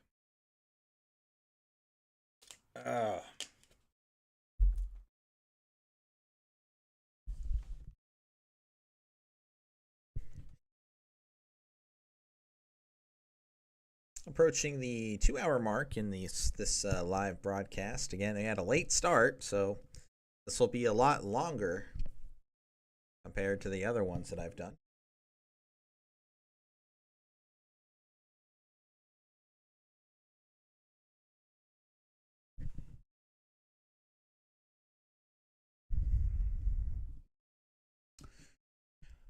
All right. I don't know what I'm looking at. Well, apparently, okay, so second half, A&M already has 4 offensive rebounds. The entire first half, they had 3, so they've already passed their first half total, and that's a big reason why they have 13 points in 4 minutes. I mean, that's some pretty good stuff there.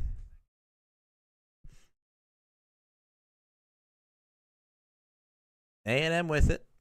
Here is Taylor. Taylor passes to 1. Passes back to Taylor at the point.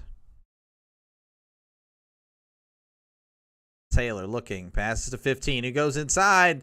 That's blocked by Texas. Number 2 with it for Texas. 2 drives the lane. And there was contact, and he'll head to the line for 2.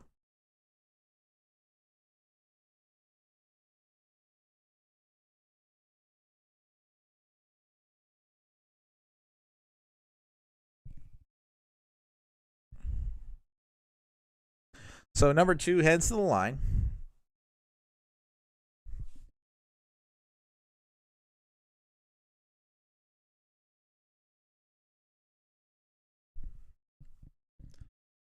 And he makes the first.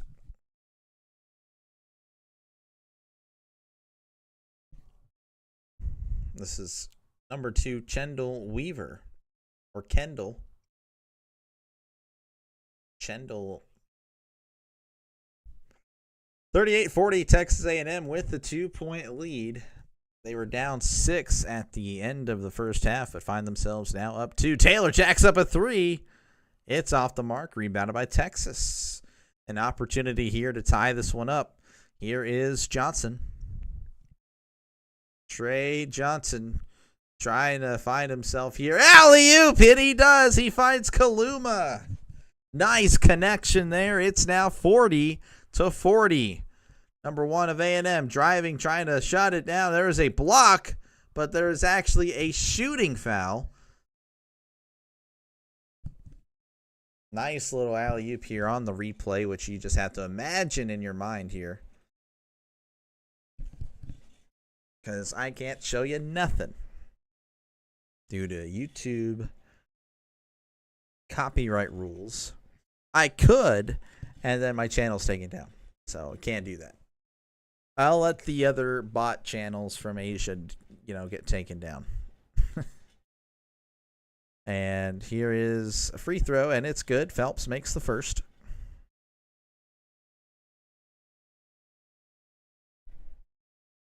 Phelps with 8 points.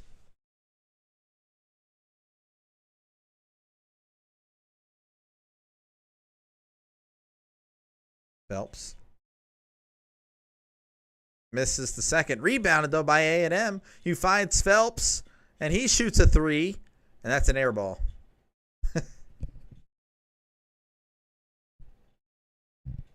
And there's actually a foul as that ball was in the air, but it was on A&M, so the basket wouldn't have counted anyway.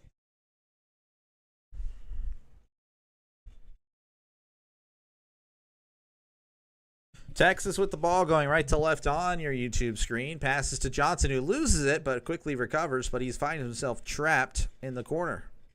Passes cross court to Kaluma. Kaluma trying. He's trying. Passes to Johnson, who's underneath the basket. And he gets it. So Texas regains the lead for the moment.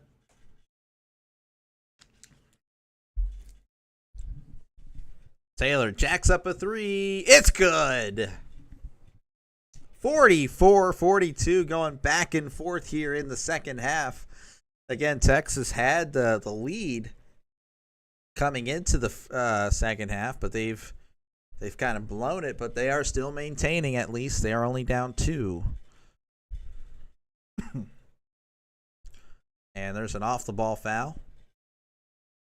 And Phelps is going to get a foul. He's looking around like, what the heck? The guy ran into me, I swear.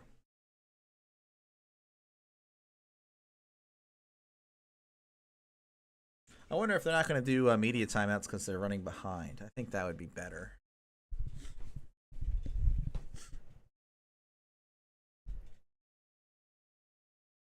Johnson passes to 21. 21. This is Texas with the ball. And there is a foul on Texas A&M.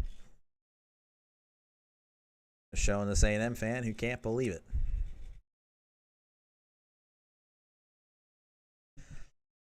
So they're racking up the fouls pretty early. 6 fouls already, and it's only been 6 minutes of play. Averaging a foul a minute. That's not good. Texas. Johnson finds a wide open Weaver. It's good. Texas regains the lead 45-44. They're showing Texas fans they are high-fiving, having a good time. And Taylor loses the ball, and that's going to go out of bounds. It's going to be Texas ball. Taylor with 12 points, Garcia with 12 points. Meanwhile, for Texas, Kaluma's kind of been the star of the show with 9 points. He's 4 for 6. Trey Johnson kind of quiet, 7 points. He's 3 for 11. Here is Kaluma. Kaluma at the top. He's a big guy, but he can kind of play. He has got a lot of athleticism. And there's a kicked ball, and that's going to be Texas ball.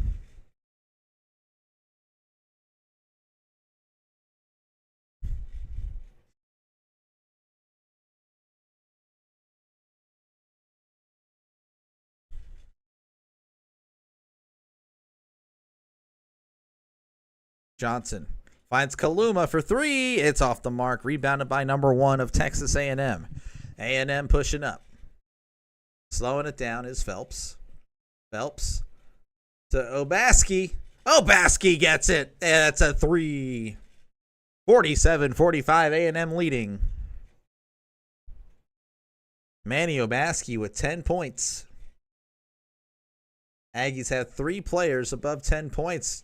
Number 12 misses it, but his teammate Weaver does connect for the dunk. 47-47, but A&M playing fast.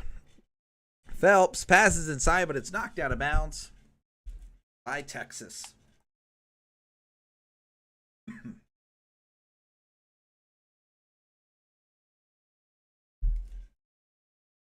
Weaver had 0 points in the first half, but now he has 7 in the second, so looking forward to this potentially exciting ending of this game. 47-all is your score. That's 47-47 if you don't know tennis terminology. Obaski with it for A&M. Obaski slowly making his way. He finds number 1 cross court. It's off the mark. Rebounded by Texas A&M. Obaski with it. Driving. Fade away. Off the mark. Rebounded by Weaver, number 2 of Texas. Texas. He finds Johnson. Johnson takes a 3. Johnson drains a 3. Texas now up 3.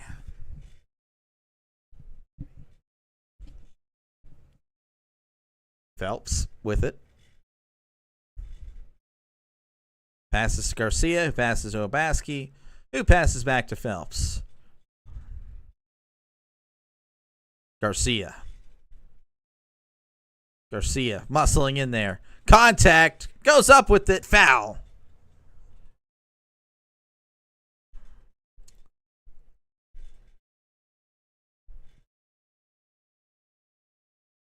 So they're going to head a commercial break here. 50-47 is your score. Texas trying to stay alive for March Madness as they are up by 3. A win, and they are probably in. You just never know, I guess. With other results elsewhere, of course, you just never know.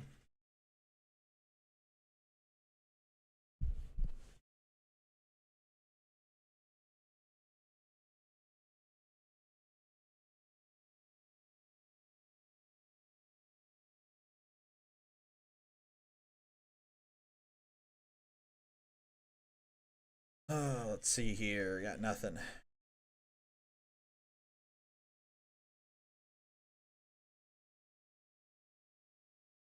Wow.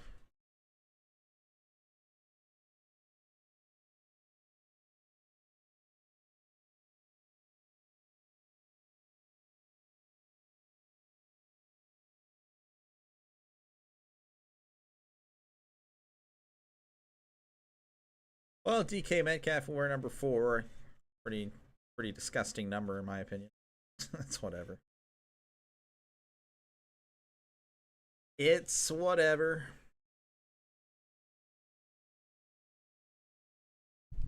Again, if you're just tuning in, it's commercial break here. 50-47 is your score. Texas leading. Texas trying to stay alive for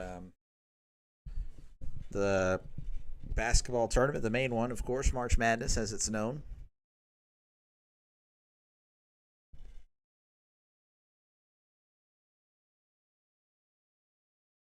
And we're just going to chill here and watch Koala. Nearly halfway through the second half. Again, Texas up 50-47. Some stats for you. Texas A&M, again, they find themselves down. They do have 3 players with 10 points, 2 of them with 12. 10-plus points, I should have said earlier. Garcia with 12, Taylor with 12, Obaski with 10. And then Phelps has 8 off the bench for Texas. It's been mostly a everyone is getting involved here. Only one player with 10 points, but Kaluma with 9, Mark with 8. You have some pretty good players off the bench getting some points like Weaver. Weaver has come alive here in the second half. He is 7. So I don't know. It's going to go anyone's way, I would say. This game, it's a good game, very solid game, much better than the LSU Mississippi State game that I covered. Notre Dame Pittsburgh probably does take the cake as far as being the best game so far, but I would say this one could easily surpass it because a lot more scoring, a lot more energy. Pittsburgh Notre Dame was more of a defensive battle with some pretty bad offense, actually. Now, more than I think about it. And this one's probably going to get the least amount of views, apparently. But I guess I'll find out the final view total at the end of it.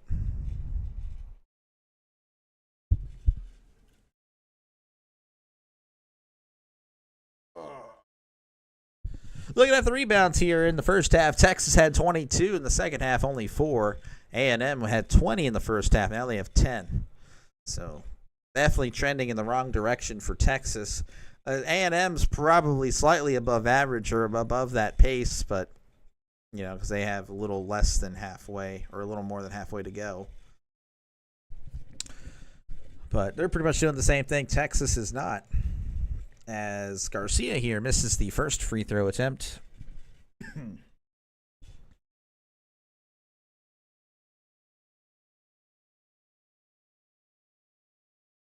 Anderson Garcia has 12 points. They're all 3-pointers. He does make the second. 50-48 is your score. Texas leading. Texas with the ball going right to left on your YouTube screen. Here is number 12. 12 looking. He passes to Weaver. Who passes to number 25. Who passes to Johnson. Johnson with it.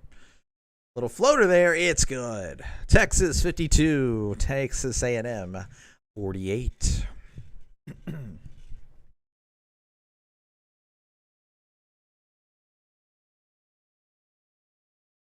A&M with it. Number 21 looking. He's looking. Passes to number 10. Who passes to Obaski. Obaski looking. Oh, nice move. Oh, and he slams it. That's a highlight reel there. Oh, my gosh. That was beautiful. Just crossed him over and just with the one-handed slam. 52-50. Texas still with the lead.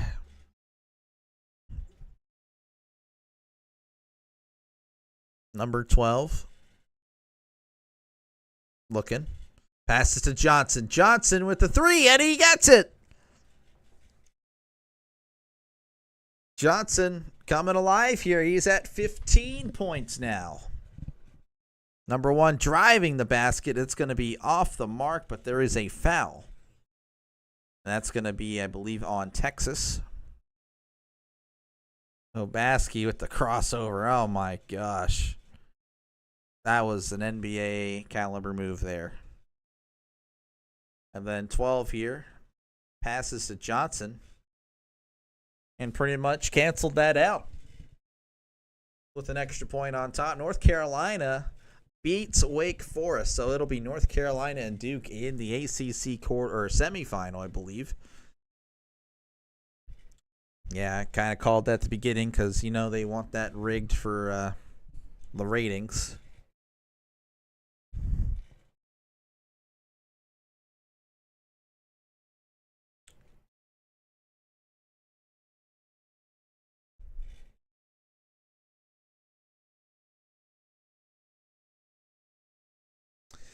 So stoppage play here. We got a official timeout, not immediate timeout. So they are. You would think this would be the time to go to commercial timeout, right? Play a 15-second ad real quick. Just play some 15s. Nope. Can't do it. It's too easy.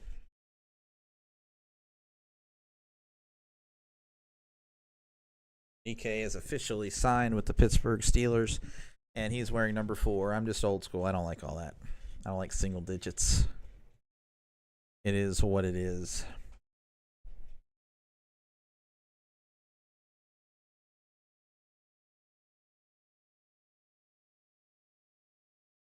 Oh, we're just still waiting. Hold on.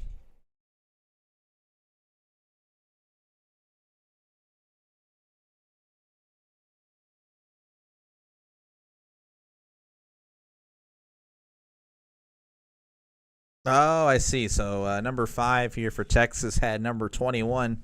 His elbow was in his face. They were seeing if they needed to upgrade the foul. Well, it's just a regular foul here. Taylor driving to the basket. Oh, what a shot. He gets the and one as he runs into a fan. That was beautiful. That was great. Trying to pull his own Obaski, really. Taylor can do it too. Again, he is the all-time leading scorer for Texas A&M. In fact, I found out today. Found out a bunch of these things today because I don't really watch these teams. I don't really watch many of the teams. So just a little brief research does a lot. A&M now down 2. Texas with the lead. They have the ball as well, going right to left on your YouTube screen. Number 12 with it. Passes to 25, who passes it right back to 12. 12 driving. Floater. It's no good. But there is a foul, and I believe that's going to be on A&M. And we do have a final alert here. Houston does defeat Colorado 77-68. Good fight by number 16 seed Colorado. But that is the end of their season.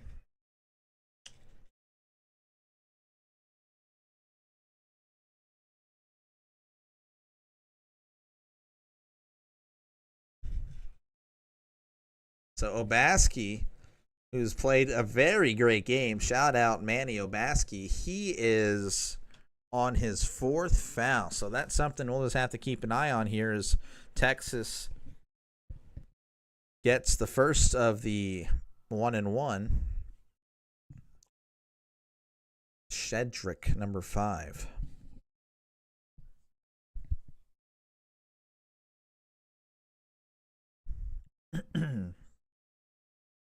And a very exciting game earlier today. Marquette Xavier, 89-87. Big East basketball is just different.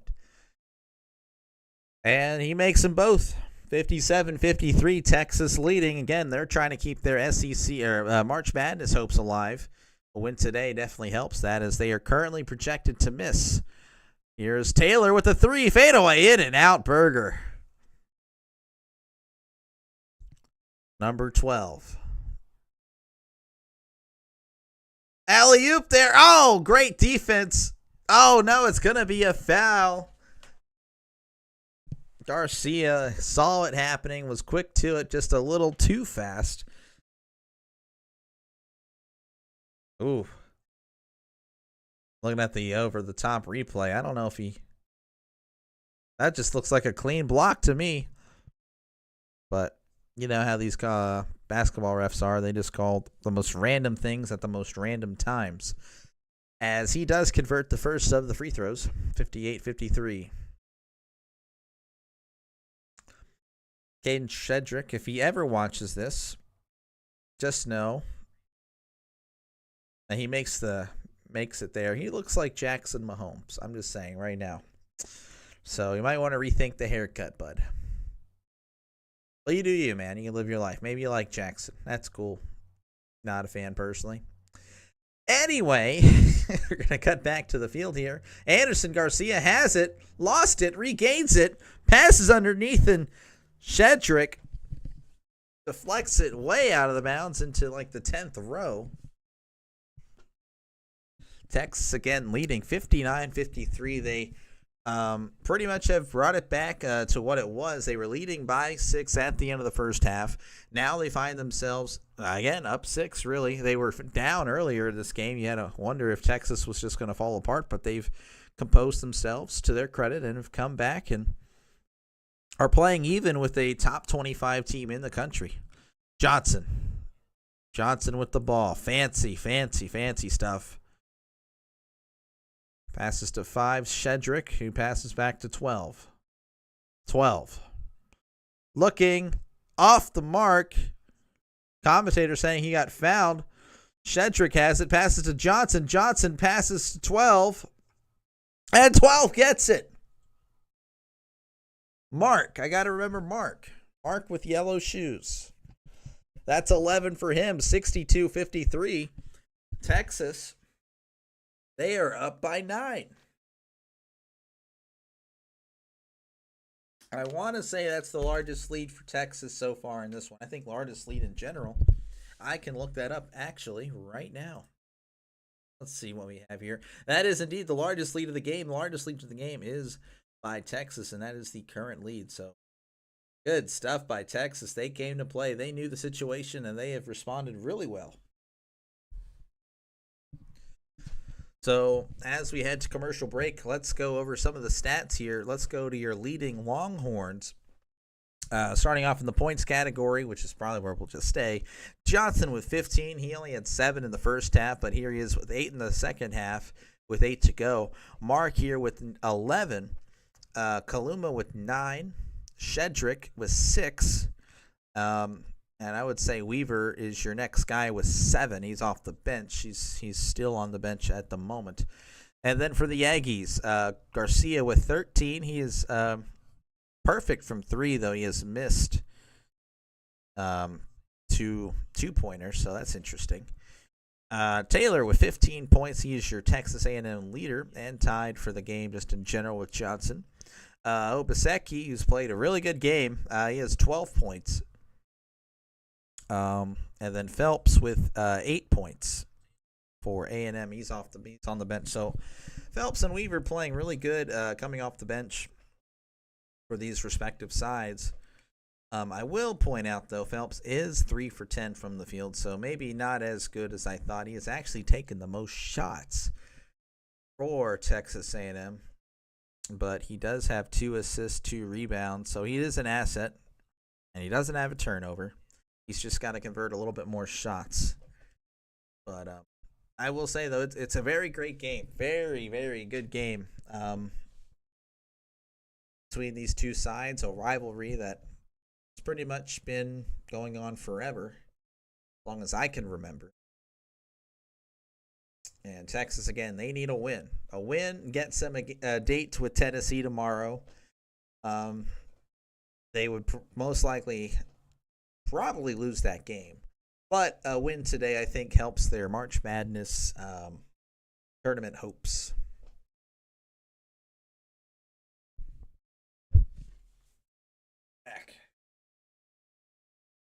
My back.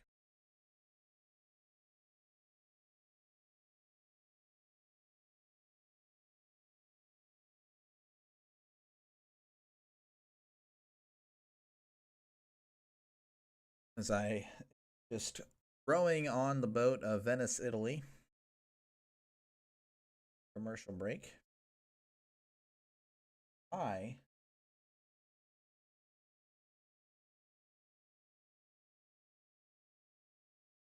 collection for show it off while I got time. Got 3 of those. Pretty cool stuff, man. I have modern. Got me this yesterday. This random pack. Haven't opened a lot, but haven't opened. Probably won't. I'm bored. This new stuff going out. The rest is box I showed it. 3 of those. All right, we're coming back here. Johnson. Okay, so he only had 5 points in the first half, so he actually has 10 points at the second. So my bad. Johnson is actually the number 5 NBA ESPN NBA prospect. So maybe Philadelphia can get him here, as we have a layup after a miss from number 1. Number 15 puts it in for A&M, so they're down by 7, 8 to go in the second half. Texas with the ball. They are leading 62-55.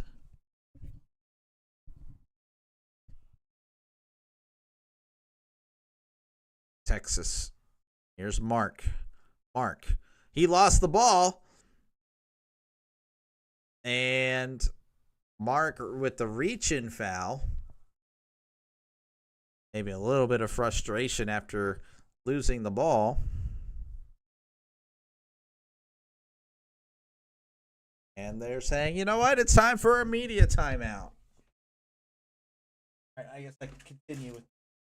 All right, so I showed you that one. Again, these are just packs. It is so lame. So I showed you that one. Thicker here, and then this 20. Another 23. Okay. Again, I'll eventually open these.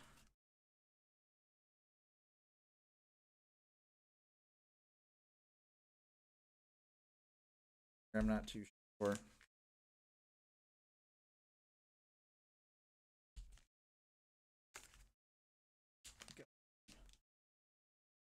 Open 2 of these master. I've opened up 2 of these. This little Chronicles. Not many cards in it. And this one. See, I mean, I don't think it's going to be that rare. Tom Brady edition. So I'm thinking when he goes first ballot, maybe that'll shoot up in price. The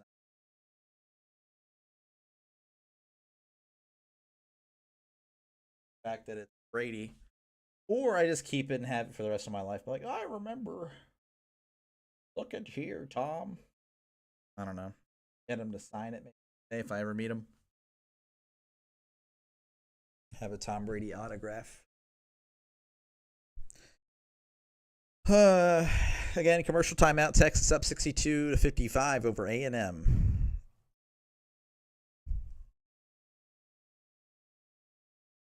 So I'm just kind of waiting here, as we all are, to see if Texas will move on, or Texas A&M in this SEC tournament. Texas, again, they do need this win. A&M has their spot locked up. Probably would fall, I would say, if they lose this game to maybe a 5 or a 6 seed. If they win, I would say they probably maintain their 4 seed status. I would say that's probably where I'd put them. But they could fall a little bit, being 22-10. That's not really a strong 5 seed, really. And that would actually be dangerous, because that's usually where they put the mid-majors at the 12, or the best mid-majors go there. You know, the ones that aren't like St. Mary's, or, you know, the ones that aren't like already in the top 25. They usually go in that spot. So Don't get a 5 seed. That's what I'd recommend. So you definitely want to win this game. Of course, they could already be there with the 22-9 record as is. I mean, that's really not 14 worthy. And they're showing off the bracket. Texas A&M and Texas, the winner of this game, plays Tennessee. Team I covered last night, Mississippi State, taking on Missouri, and they play Florida tonight. They play actually after this game, so just very interesting there.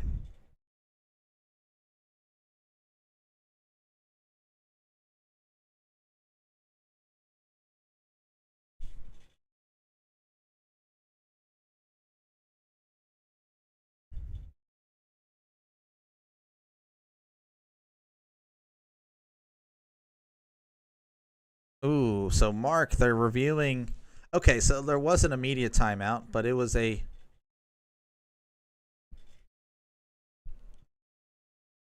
So Mark has a flagrant 1, and A&M will shoot 2. So Mark has 4 fouls now, so he's in deep foul trouble. So Zero Carter here is going to have 2 free shots. No one there except for him, and he misses. And Mark will head to the bench.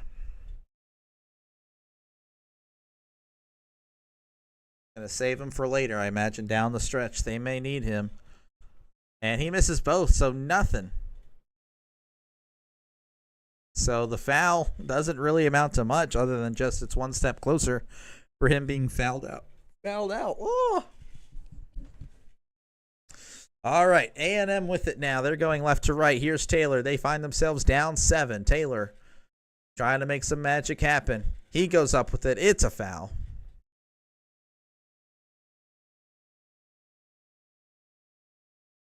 And that's a shooting foul. Looks like that was kind of... He was just trying to draw the foul.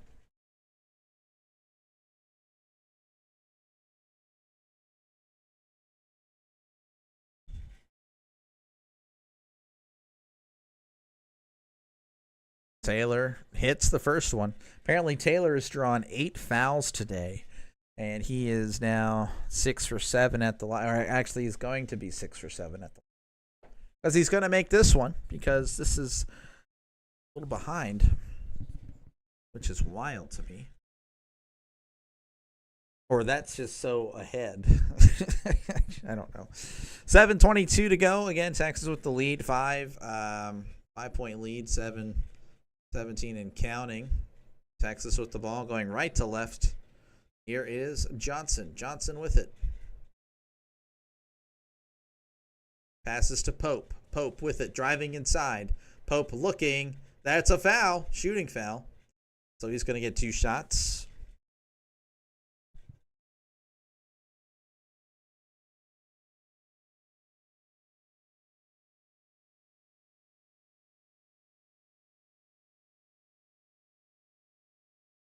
As we're just chilling.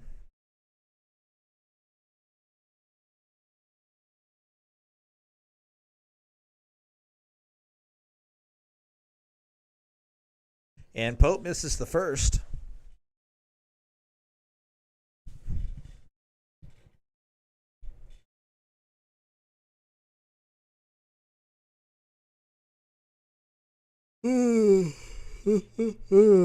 Pardon me. Pope makes the second.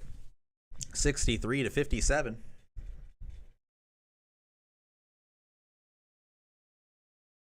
Taylor passes. Euro step. Oh, and he gets the N1s. Now we're seeing a bunch of fouls now.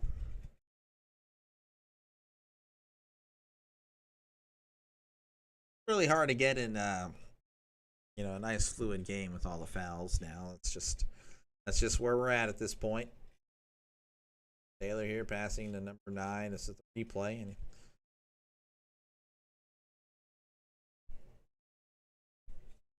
here is Washington for A&M. He is number 9 in green shoes. And he misses a lot of free throws today. A&M 12 for 22. Texas is 11 for 16, so a little bit better from A&M today.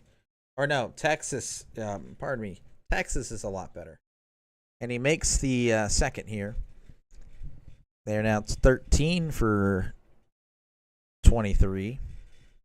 They are still winning, or no, they're down. What am I doing? I'm just talking at this point. Let's reset. Texas with the ball. They're up 5. Weaver with it. Passes to Pope. Passes to Johnson in the corner, who passes it to Hefner at 5. No, that's not Hefner. That's freaking... I don't even know. Shedrick.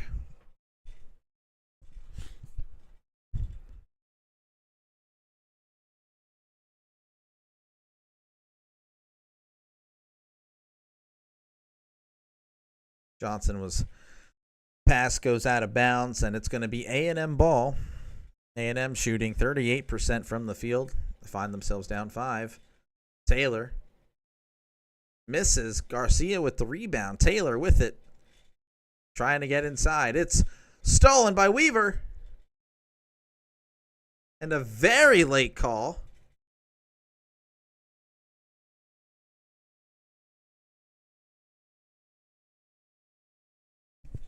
A very late whistle. And looked like it was a clean steal.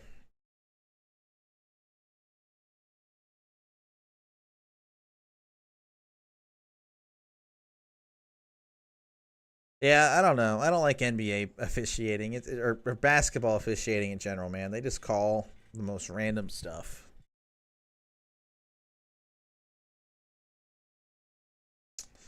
So he makes the first there. Texas now only leads by 4.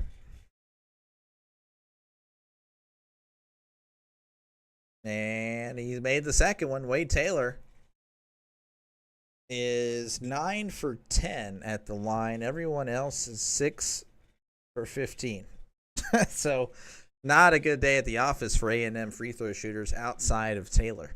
Texas leading 63-60. They are trying to keep themselves alive, but A&M slowly but surely coming back here. Weaver with it. To Pope. To Kaluma. Kaluma passes to Weaver. Weaver driving inside. Passes to Johnson. Fakes 3. It's off the mark. Rebounded. No one's rebounded anything. They're calling a holding.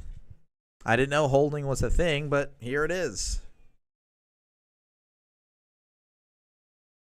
So we have a foul, I believe, on Washington. He plays for A&M. So Washington, that's his 4th foul.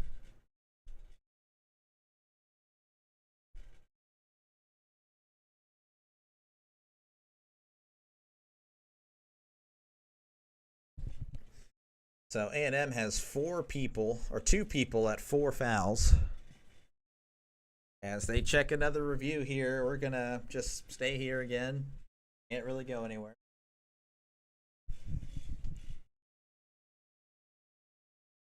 Now, a lot of stoppages in the last few minutes here, and it's kind of annoying, but there's only so much you can do about it.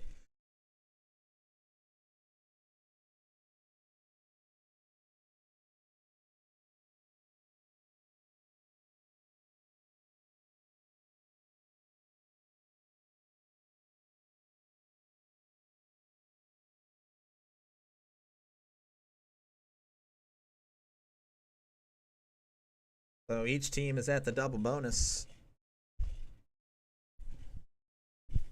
63-60 is your score. Texas staying alive for now.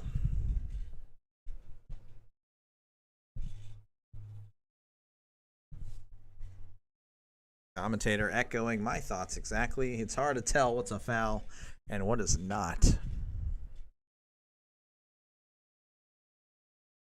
So we're up over 2 hours now. 2 hours and 20 minutes since I started this thing.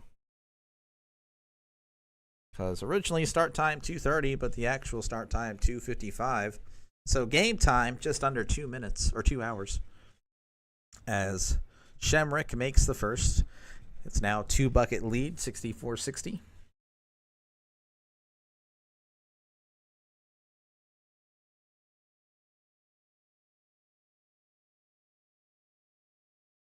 Shedrick, not Shemrick. Shedrick with the second. It's good. 65-60. Shedrick is 6 for 6 at the line. Phelps loses the ball. Johnson now with it. 5:33 and counting. Johnson directing. Johnson driving inside. Floater. It's off the mark. Way off the mark, actually.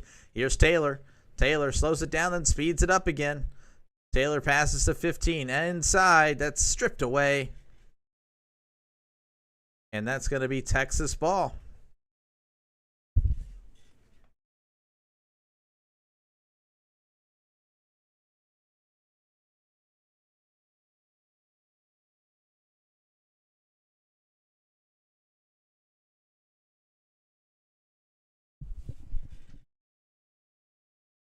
A&M with 10 turnovers to Texas's 4. And that's a big difference. Pope looking. Finds Weaver. Weaver passes back to Pope. Texas operating with a 5-point lead with 5 to go. Kaluma loses the ball, but he gets it back. Kaluma goes up with it. Off the mark. Rebounded by 0. Passes to Taylor. Taylor looking. Passes to 1. Phelps with the 3. It's off the mark. Rebounded by 15. And he loses the ball. And now Johnson has it for Texas. Johnson jacks up a 3. It's off the mark. Rebounded by number 0. Taylor with it. Taylor kind of stumbles, but then now they're calling a foul on Pope.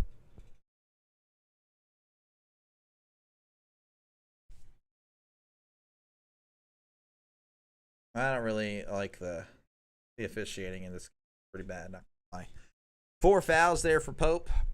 6 points. A lot of people on 4 fouls, so and they're kind of just feeding this guy free points, honestly. Taylor, legend there in Texas A&M, but I mean, 10 points of his have been from the line.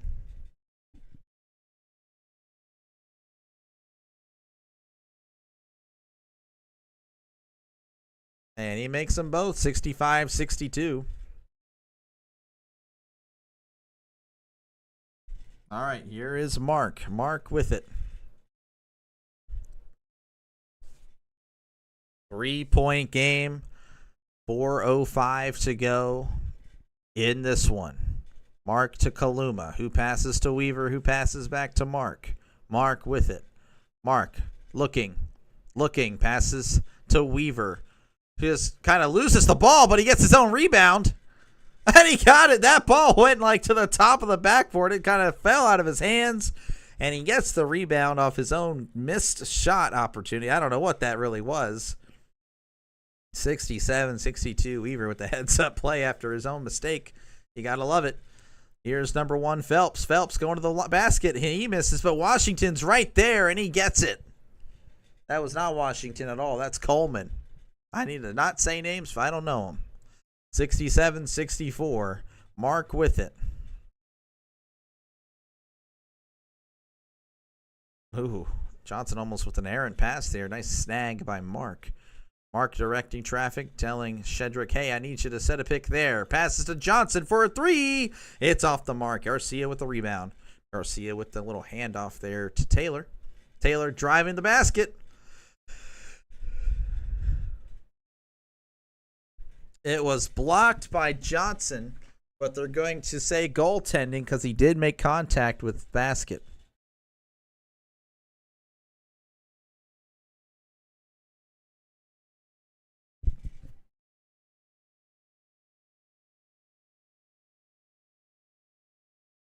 They are going to look at this.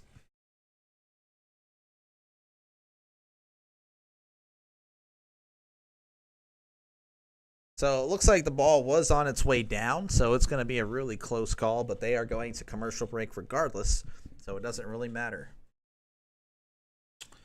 The Chiefs are signing Gardner Minshew. So it looks like Carson Wentz is City. That's interesting.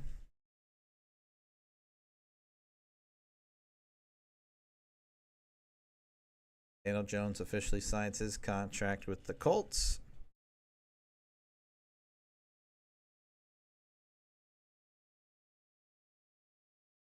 Man, it's freezing in here. Good game in here. 67-66. A&M currently down by 1 to the Longhorns. Longhorns needing this win to keep their March Madness hopes alive.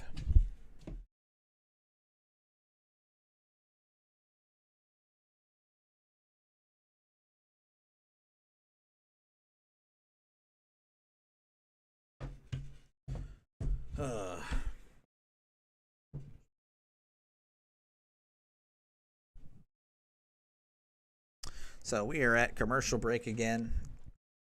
Just chilling. 67-66. Longhorns leading.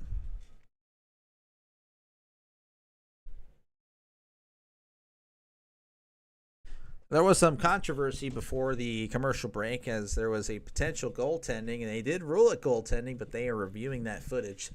So we'll look to get that. They're looking at that most likely back right now. Leading scorers for A&M, 23 for Taylor, Garcia with 13, Obaseki with 12. For the Longhorns, Johnson with 15, Mark with 11, and Kaluma and Weaver are tied with 9 apiece.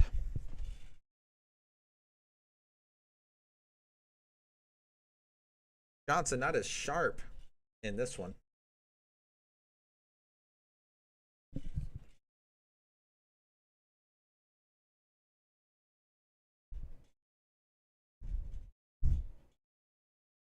Listening to my nose.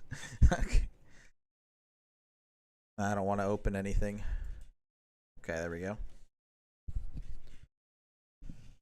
As we still have this commercial here of France. All right, we're kind of back as they're showing the Texas coach having a meeting during this timeout. 67-66 again is your score.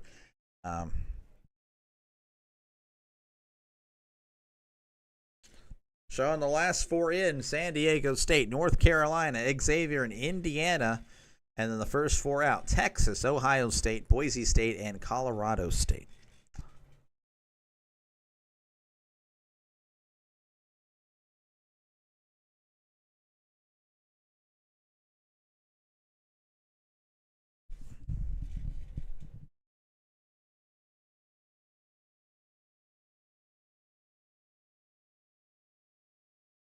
So the goaltending call stands.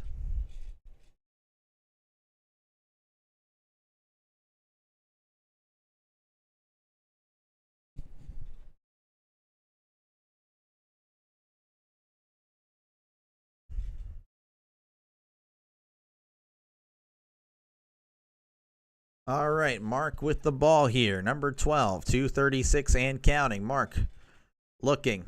Passes inside of Kaluma. Passing to Shedrick. He misses. He was right there. 67-66, 224 and counting. Taylor with it. Texas A&M down by 1. Taylor shooting a 3. That's short, but it's going to be rebounded by the Aggies. Taylor drives it. He was looking for a foul, but he doesn't get anything. Weaver with it. Mark at the top. We are now at 2 minutes and counting left in this one. Mark.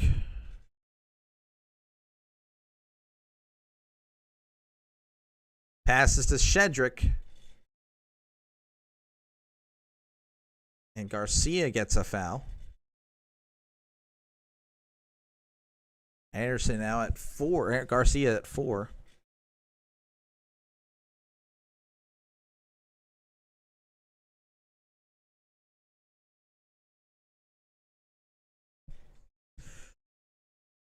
Shedrick will go to the line. He's been perfect so far, and he continues that with the making the first.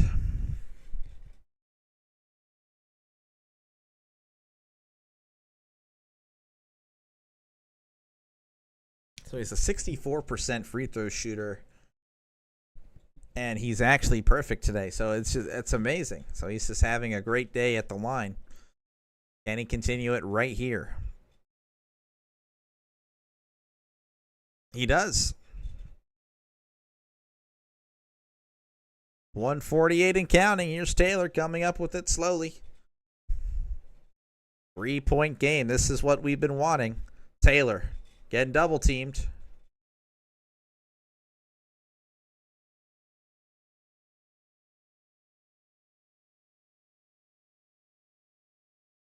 Shedrick does get the foul on Taylor. Taylor's just drawing contact. That's all he is.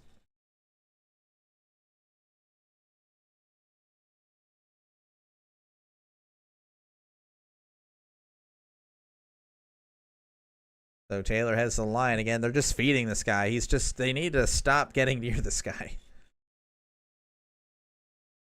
And he makes the first.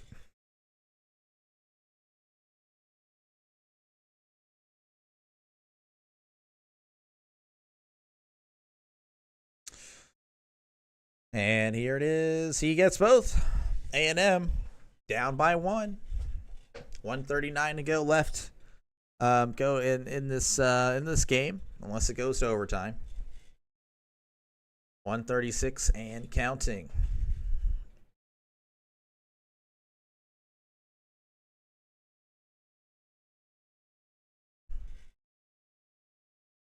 Here's Mark. Mark looking.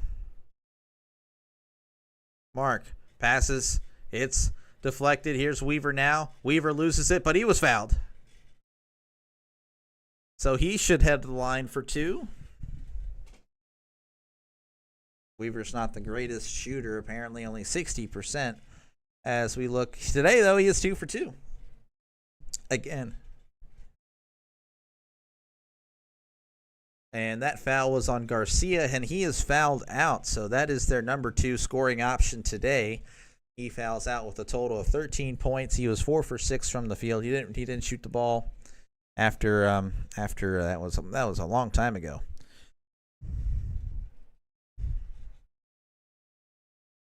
So we have a little timeout here before Weaver shoots his shots, as it's cold. But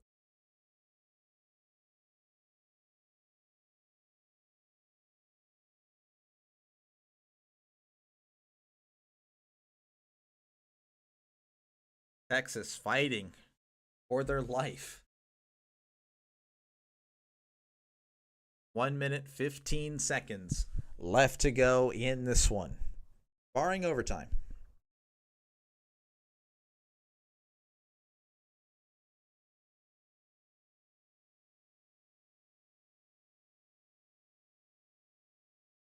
Weaver, 57% free throw shooter on the year, and he shows it there. He missed it. Missed the first one.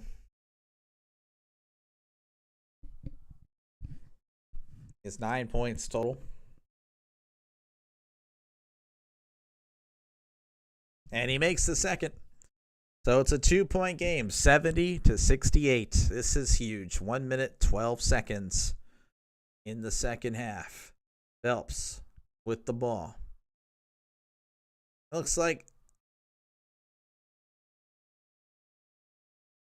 A&M calls a timeout. So 1:06 to go in this one. Texas up by 2. Texas trying to keep their hopes alive.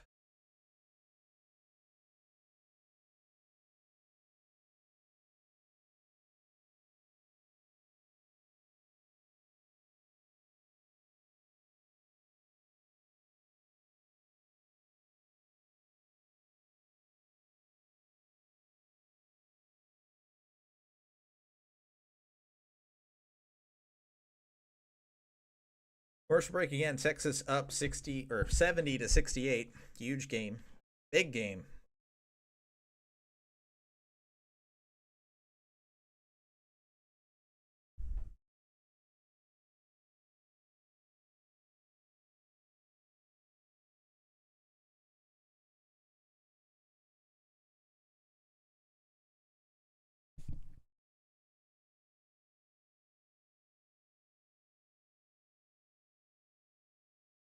All right, here's Phelps inbounding.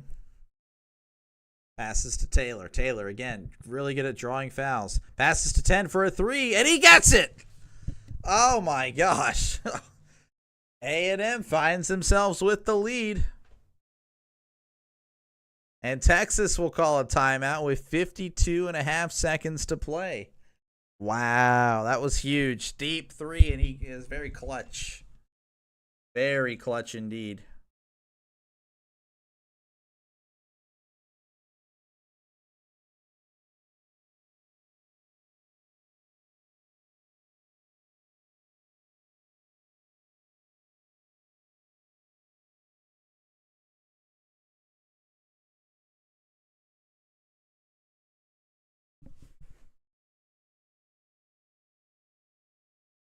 I can't believe that. That was crazy.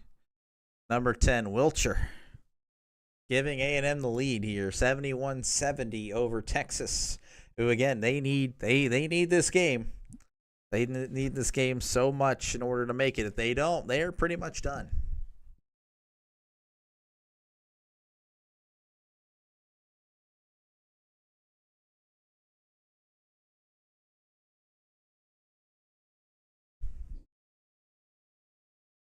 A&M with 1 timeout left, Texas with 2. They have no fouls to give because there have been so many fouls and stoppages of play, and the refs just it's just not a good game with the refs. They called a very bad game today.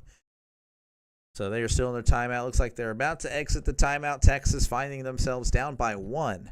Huge game again. Texas needing this win in order to get into March Madness, into the March Madness tournament. Texas with the ball. About to inbound.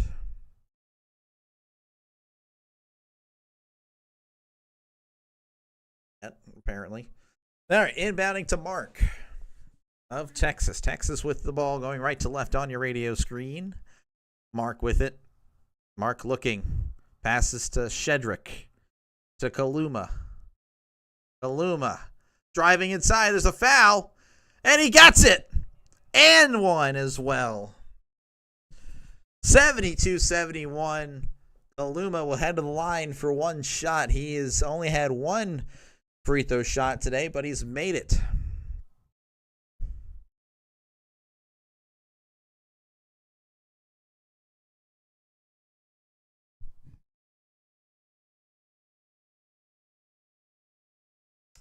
Yeah, that was pretty cool. Longhorns are feeling pretty good here, and so Washington for A&M has fouled out, and he exits the day with 1 point, 2 blocks, 3 rebounds, 1 for 2 at the line. He only shot made was a free throw. 72-71, and we're still waiting for this free throw to go off, but we got nothing. Because, I don't know, just the officials just keep taking, I don't know. Kind of annoying. This is as a fan of neither of these teams. No bias whatsoever. Though Texas, again, they do need this to get to the NCAA tournament. A loss today is they're out, a win, and they're probably in. Kaluma gets it, so they're now up by 2. 73-71, 38 seconds. Taylor with the ball now, going left to right. A&M's all-time leading scorer. Here is Coleman, and he gets a shot and one as well. So this might be going back and forth with the fouls. But it's now a tie game, and A&M with the chance now to go up back by 1.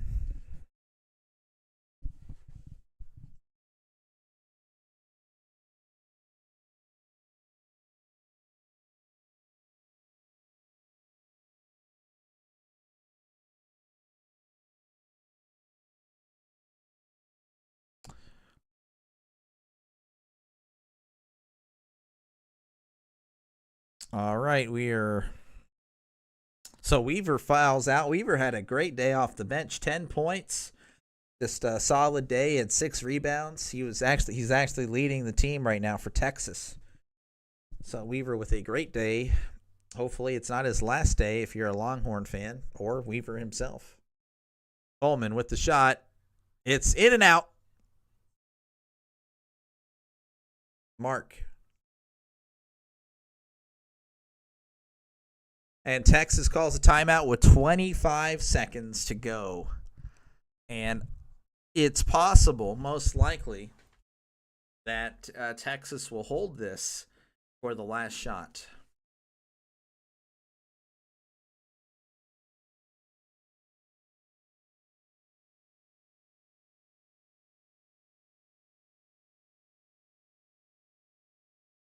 Again, huge ramifications. Texas, they don't win this game, they're out. They're done.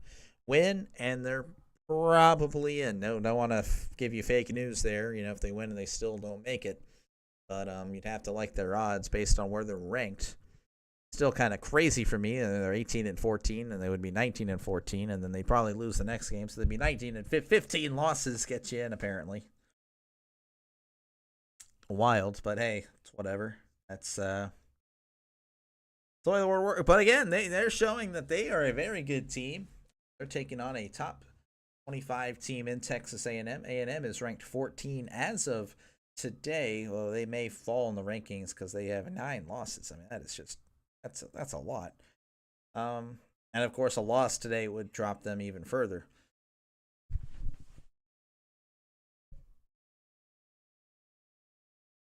Looks like they're heading back. All right, Johnson is inbounding to Mark. 24, 23, 22. Looks like they're going to hold it. Oh, man. This could go to overtime, too. This is kind of crazy. Here's Mark. Mark to Pope. 8 seconds. Pope to Mark. 6 seconds. Mark. 4 seconds. Jump shot. Fade away. It's off the mark. And they're going overtime. Well, why not? Yeah. Did not expect to be on at 5:13 with the late start. Started at 2:55. So this is almost a 3-hour thing. Oh my gosh. So that's the end of regulation. 73-73. It is not halftime. Despite what that scoreboard says, it is the end of regulation. Wow.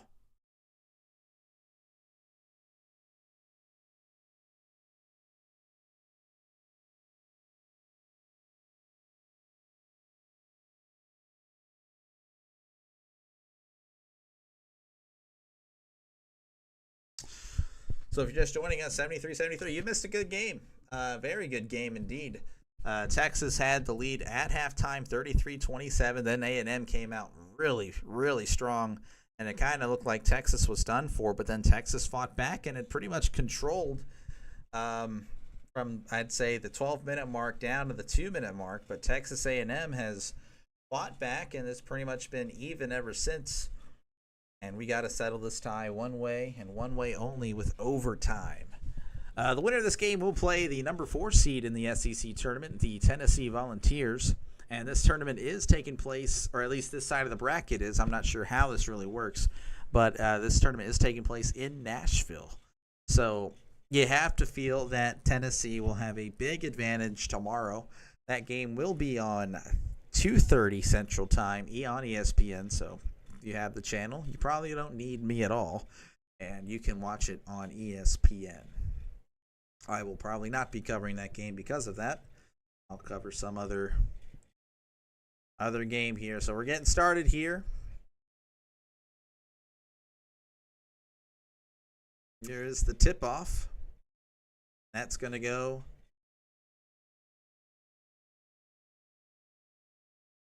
to A&M. And there's actually a foul immediately. And since they're at the double bonus, I believe he's going to head to the line.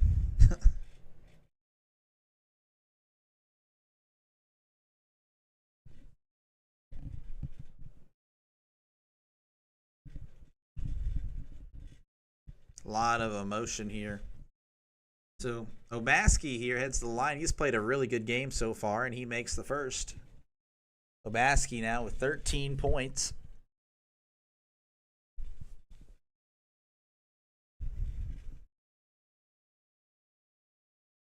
Obaski again, really, really solid player. Makes the second.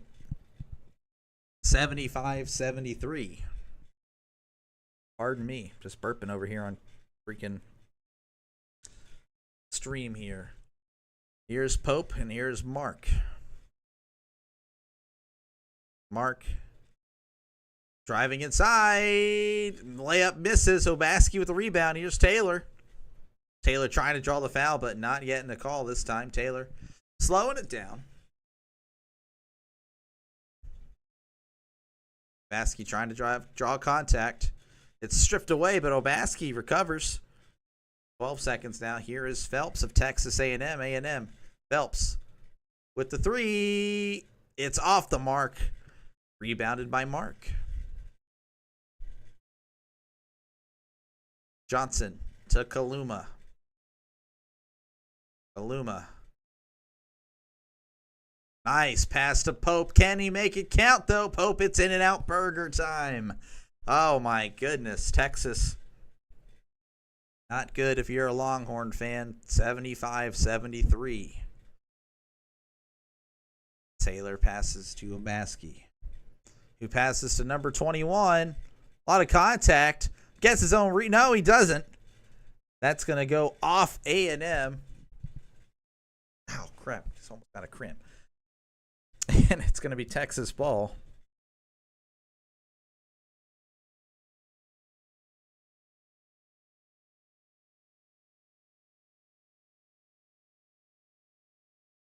So Texas now with it. 3:35 to go in overtime. Here's Kaluma. He passes to Mark. Mark with it, directing traffic. Looking like Tom Brady with his number 12. Passes to Johnson in the corner. Kind of fumbled it, so he didn't take the shot. He passes to Pope, who passes to Shedrick, who passes back to Kaluma to Shedrick. Three. It's off the mark. So 2 minutes in this overtime, and there's only 2 points. 75-73. A&M leading. A&M could knock out their rival right here, right now. Taylor holding it. Just going to try to kill this time.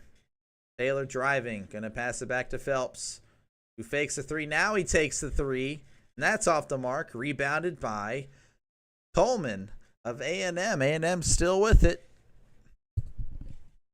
And they're going to kill some more time. Offensive rebounds, A&M with 15, Texas with 9. Taylor passes to Obaski. Obaski with the three. And that's a 5-point lead. That is the largest lead A&M's had since the first half. Mark with it. Mark driving inside. He's contacted. Couldn't complete the three-point play, so he's just going to have to settle for two.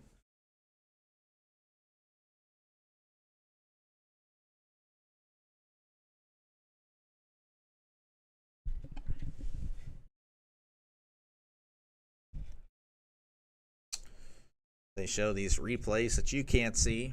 Just some good Aggie basketball. Obaski has fouled out. Oh my gosh. Obaski played just another one that played a really great game, but he's out. So that's 3 Aggies that are gone.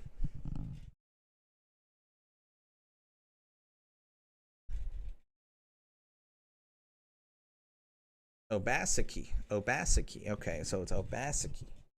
I've been hearing these commentators say one or the other. Obaseki. I like that one better. Sounds more Japanese, though. All right, so Mark will head to the line. 78-73, A&M leading. Mark misses the first.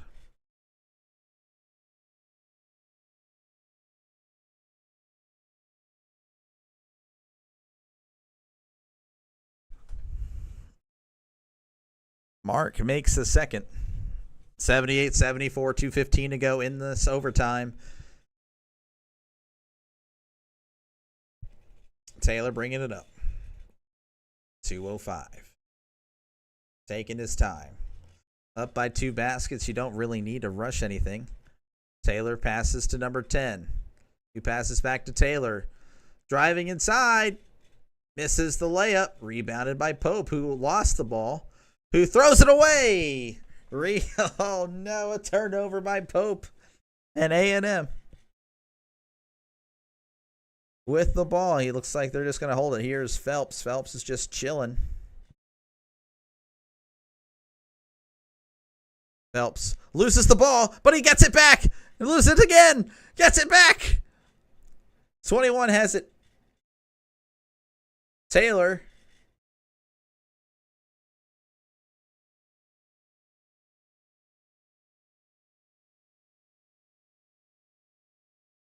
Taylor.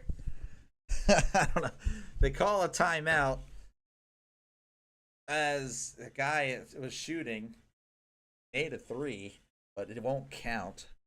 7 seconds left on the shot clock. 1:24 left to go in this overtime. A&M up by 4.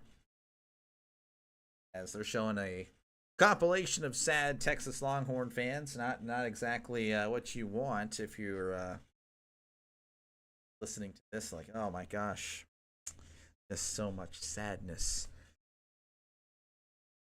Fan base.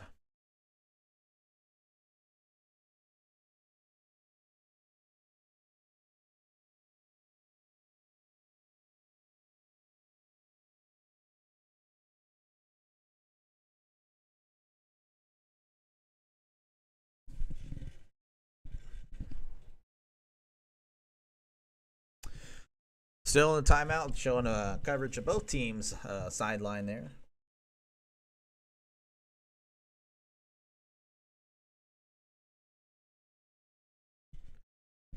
(78-74), A&M leading. A&M with a great opportunity right here to send home their rival for good. Longhorns with the loss, it's pretty much over for them for their postseason hopes. With the win, though, I would say they have a shot. They have an outside shot at making it. Albeit they would be a 15-loss team because you have to imagine not going to run the table. Just a reminder of the outstanding play we've seen from today. Taylor, again, 25 points for him today. Johnson, top-ranked prospect, number 5, with 15. He's had a little rough day shooting, but he's still made a lot of plays so far off the ball and does have 4 assists as well. Doing a alley-oop there. Interesting call. Well, anyway, it's Texas ball. Mark with it. Mark trying to get to the basket. Passes to Pope. Mark! Oh, Pope gets the 3.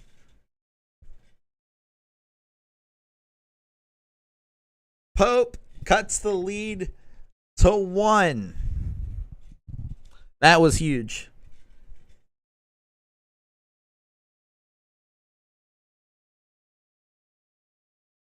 Mark was desperation pass.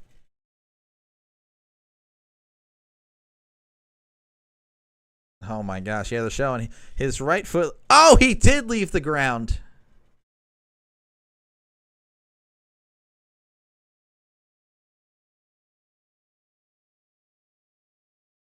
Wow.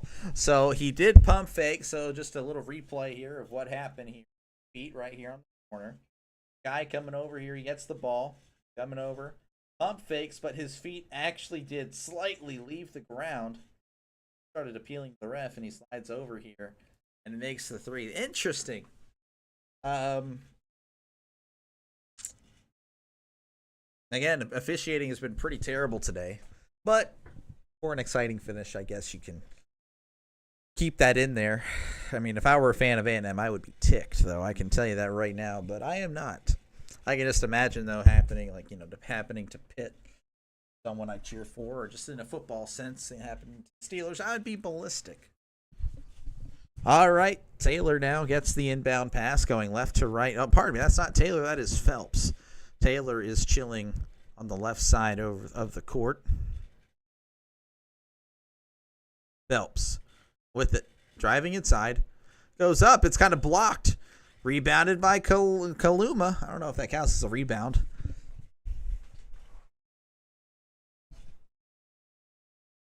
.38 seconds. Mark holding the ball right now, and there's going to be a timeout, Texas.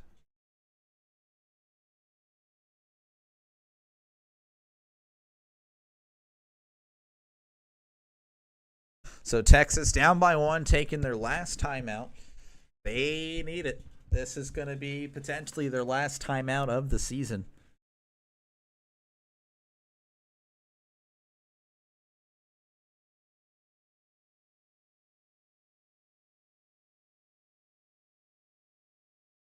Just kind of chilling and waiting for this exciting finish.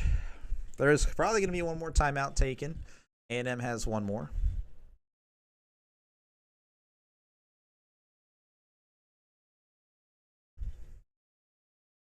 .36 seconds left in overtime.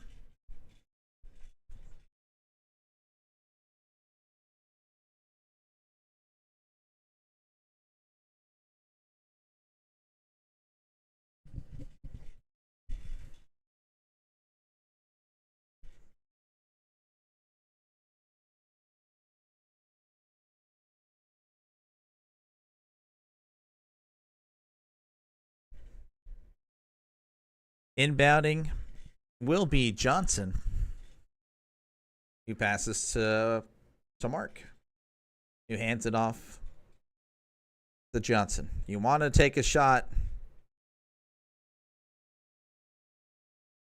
Johnson driving, trying to get contact. Goes up. Misses. He missed it.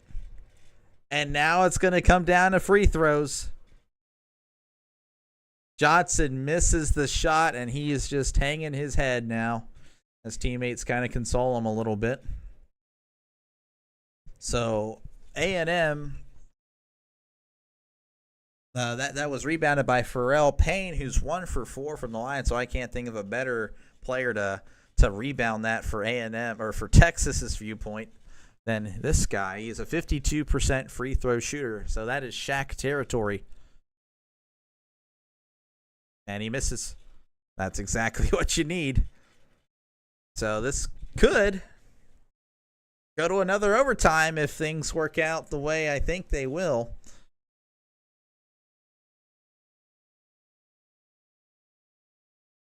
He makes the second. So 79-77. 18 seconds. They are down by 2. Mark with it to send it to double overtime or to just kill him right now. Mark with it. Passes underneath to Shedrick. Wide open underneath the basket. 4.5 seconds. 4, 3. Taylor trying to draw contact. He missed it. And there's going to be another overtime. Double overtime. Oh my gosh. That's crazy. Another 5 minutes of basketball. 79-79. I can't believe it. They let Shedrick go. I mean, Mark doing all the work. They were watching Kaluma. Shedrick right underneath the basket just started. He was just free. And then Taylor trying to float it in there. It was just going to be a little bit short. Just defensive breakdown the last 5 seconds there for A&M.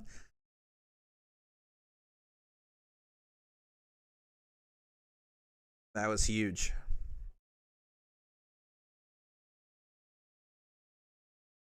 Wow, I actually I'm kind of at a loss for words.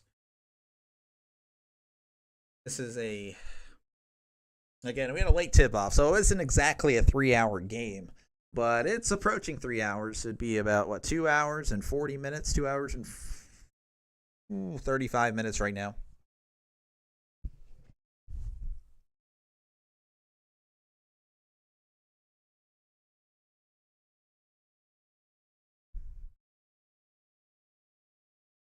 They show again the.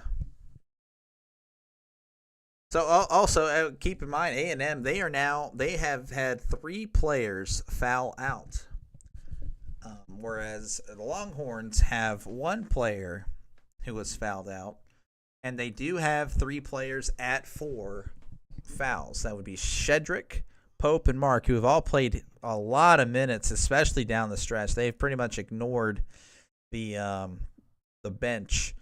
Weaver was really the only factor on the bench for Texas, whereas the bench for A&M was Phelps, who's played pretty much starters minutes.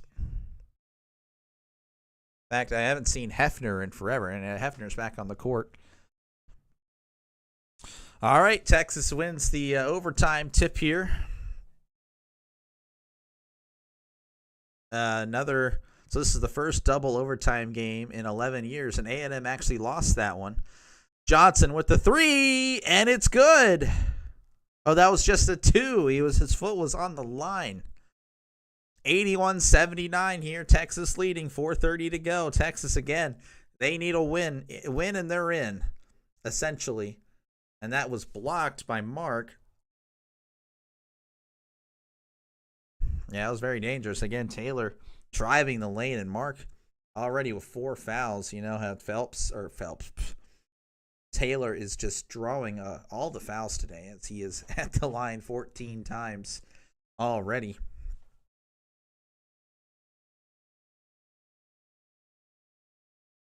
Inbounding here is Coleman. Passes to Phelps. And that is blocked, but rebounded by Coleman, who gets it in. 81-81. Double overtime. Very exciting game. Passes to Pope,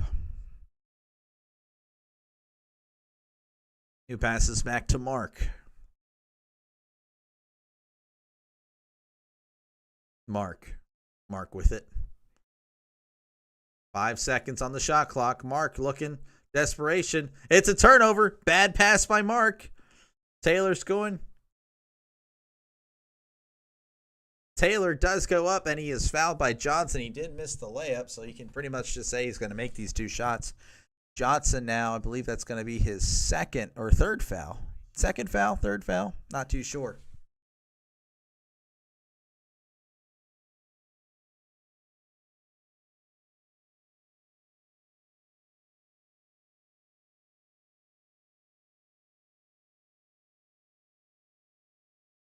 (81-81). This is an exciting game. 3:41 to go. A&M with a chance to knock out their rival as Taylor makes the first. 82-81 now. Whereas Texas, again, a win, and they're probably in. A loss, and their season is over. Here's the second, and he gets him. Yeah. He is 15 for 16 at the line. Mark passes it into Pope.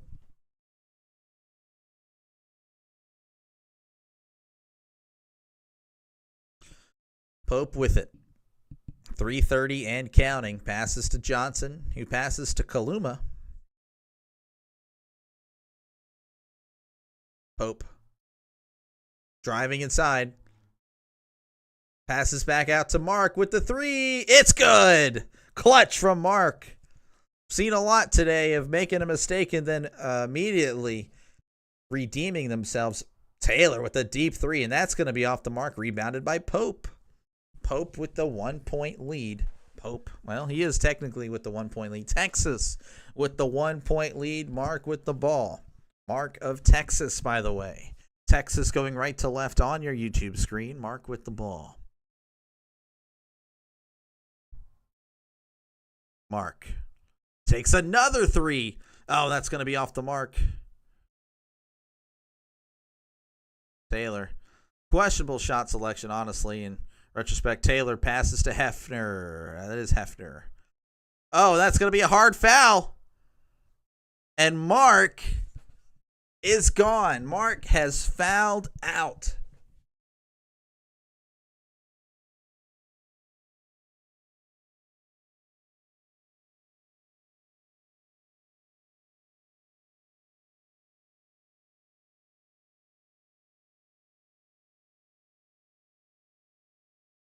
Man, well, Mark has fouled out. So that ends his night. So that will have to force one of these bench players that hasn't really played much in the last 15, 20 minutes of game time to get some serious minutes here, or not serious minutes, but big minutes. I mean, 2.5 minutes in a overtime. I mean, it's season's on the line.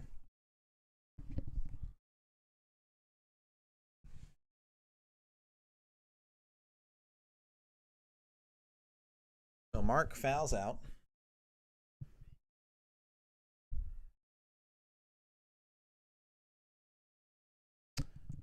And Taylor is at the line. He is 16 for 17 now after that.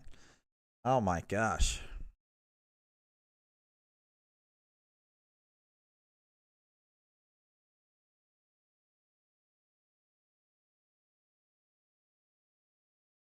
And he makes both. 85-84. You feel like it's not looking good here. Julian Larry comes in to replace Mark. So Larry replaces Mark, and those are last names too, by the way. I'm just saying. All right, here is Pope. Pope with it. Trying to get around. Passes to Johnson. Deep three. Oh my gosh! That was Steph Curry range. 87-85. 2 minutes and counting in overtime. Taylor driving. Misses the layup, but kicks it out. Is one of the Aggies there. To Phelps. Just slaps it away. Phelps with it. 145. Goes up with it. He misses. Rebounded by the Aggies. Taylor with it. Now he's going to try to draw. He kicks it out to number 0. He passes to Phelps.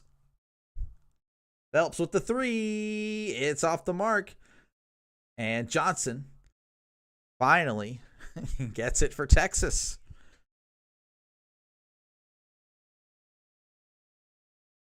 Pope.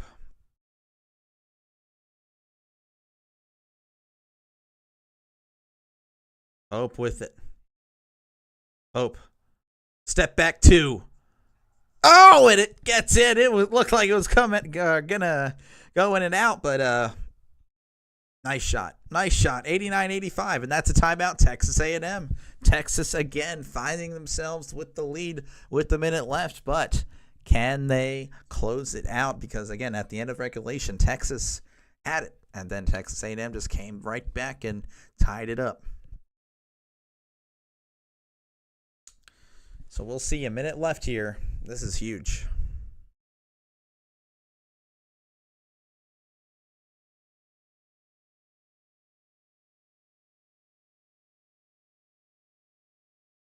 Yeah, that was a pretty amazing pass in retrospect with the 3. Pope driving inside. Fade away. Mid-range 2. Looked like it was missed, but the bounces were in his favor.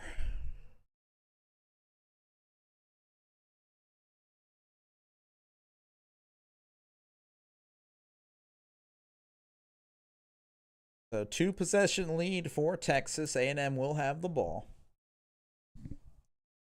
My back is about to die. And we probably won't reach 3 hours of game time, but 2 hours and 45 minutes. I mean, that is amazing. As we did have a delayed tip. Started at 2:55.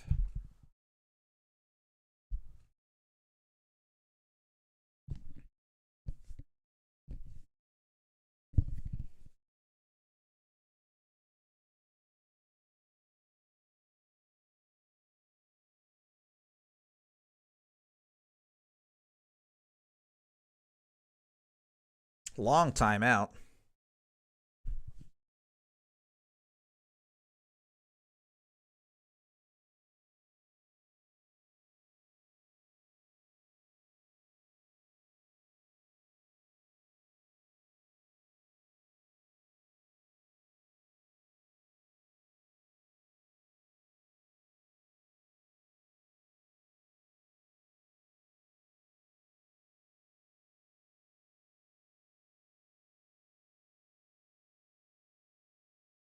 All right.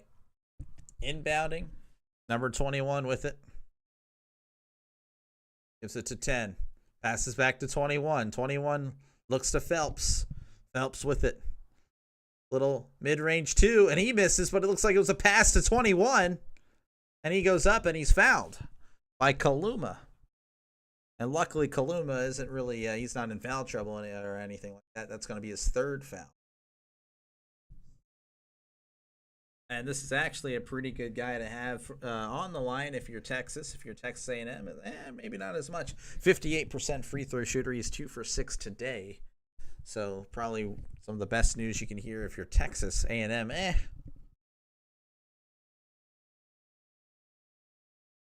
He misses the first.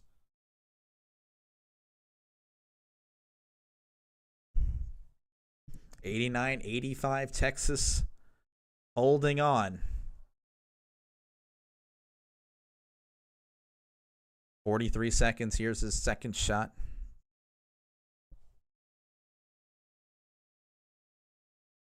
And he makes the second. 3-point game, 89-86. Larry inbounds to Pope. Pope to Larry. And that's going to be a foul on A&M, so Larry's going to head to the line here. Larry hasn't really done much today. He didn't really play much. He had to replace a Mark who did foul out earlier in this second overtime. So Larry is 1 for 1 at the line. Actually, he just makes it, actually. So I need to stop looking at that. You don't look at it either.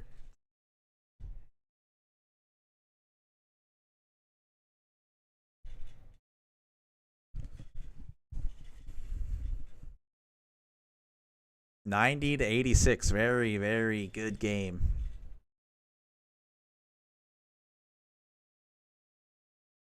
And Larry misses the second.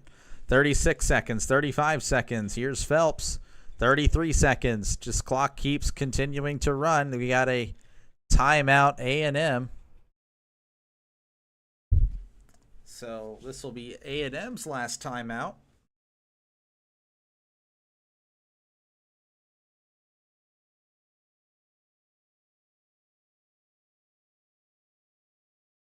Man, this is such a great game. Apparently, De'Aaron Fox of the Spurs is having season-ending surgery. So if you're a Spurs fan, kind of crazy in 2025. Well, that's some bad news for you.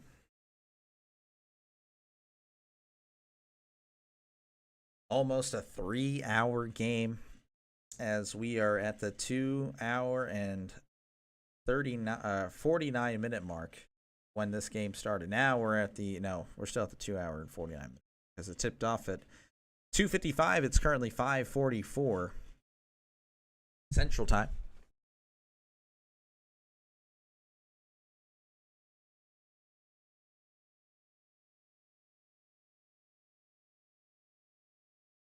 Winner of this game plays Tennessee. Again, a huge implications for Texas. Texas, if they win, they are probably in. A loss means they are done. Taylor throws it to number 0. 0 with the 3, and he gets it. I can't even believe this.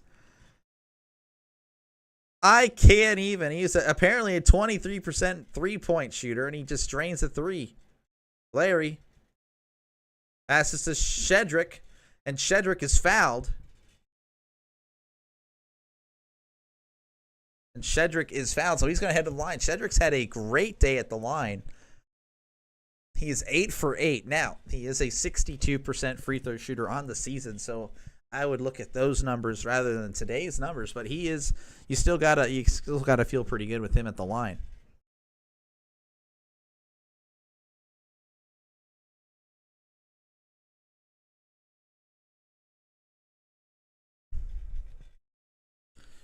All right, Shedrick. Okay, 64% free throw shooter on the season, but today he is a perfect 8 for 8. Needs at least one.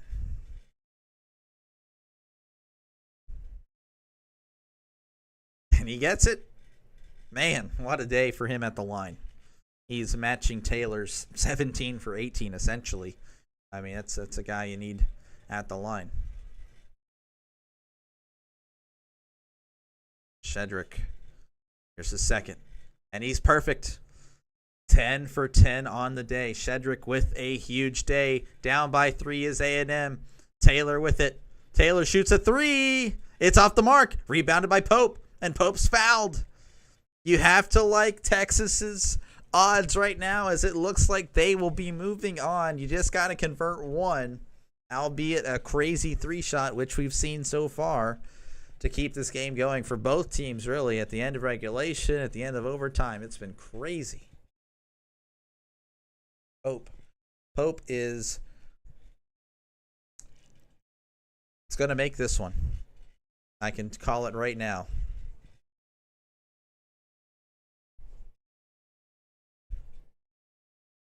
$93.89.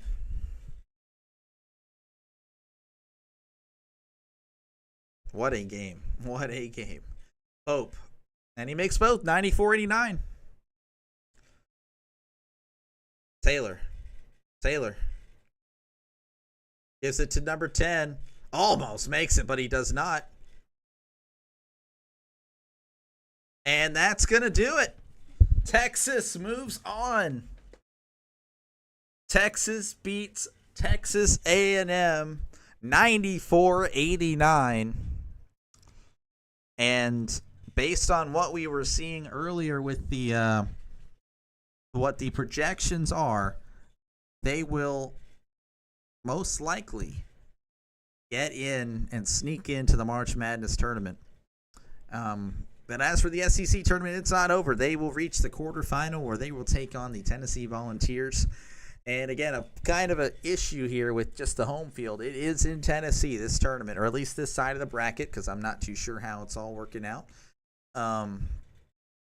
But you still got to like it. You still got to like that Texas was able to accomplish what they needed to accomplish today, as they move on to 19-14, whereas A&M falls to 22-10. Well, that's going to do it for me. That was a great game. If you are still here, hey, don't hesitate to drop that subscribe button if this type of stuff works for you. I will try to call another game tomorrow. I don't know what game that'll be, but it'll probably be a little earlier. Hopefully everything is working then. But I will see you next time. Thank you very much for watching. You have a good one. And congratulations to Texas as they move on.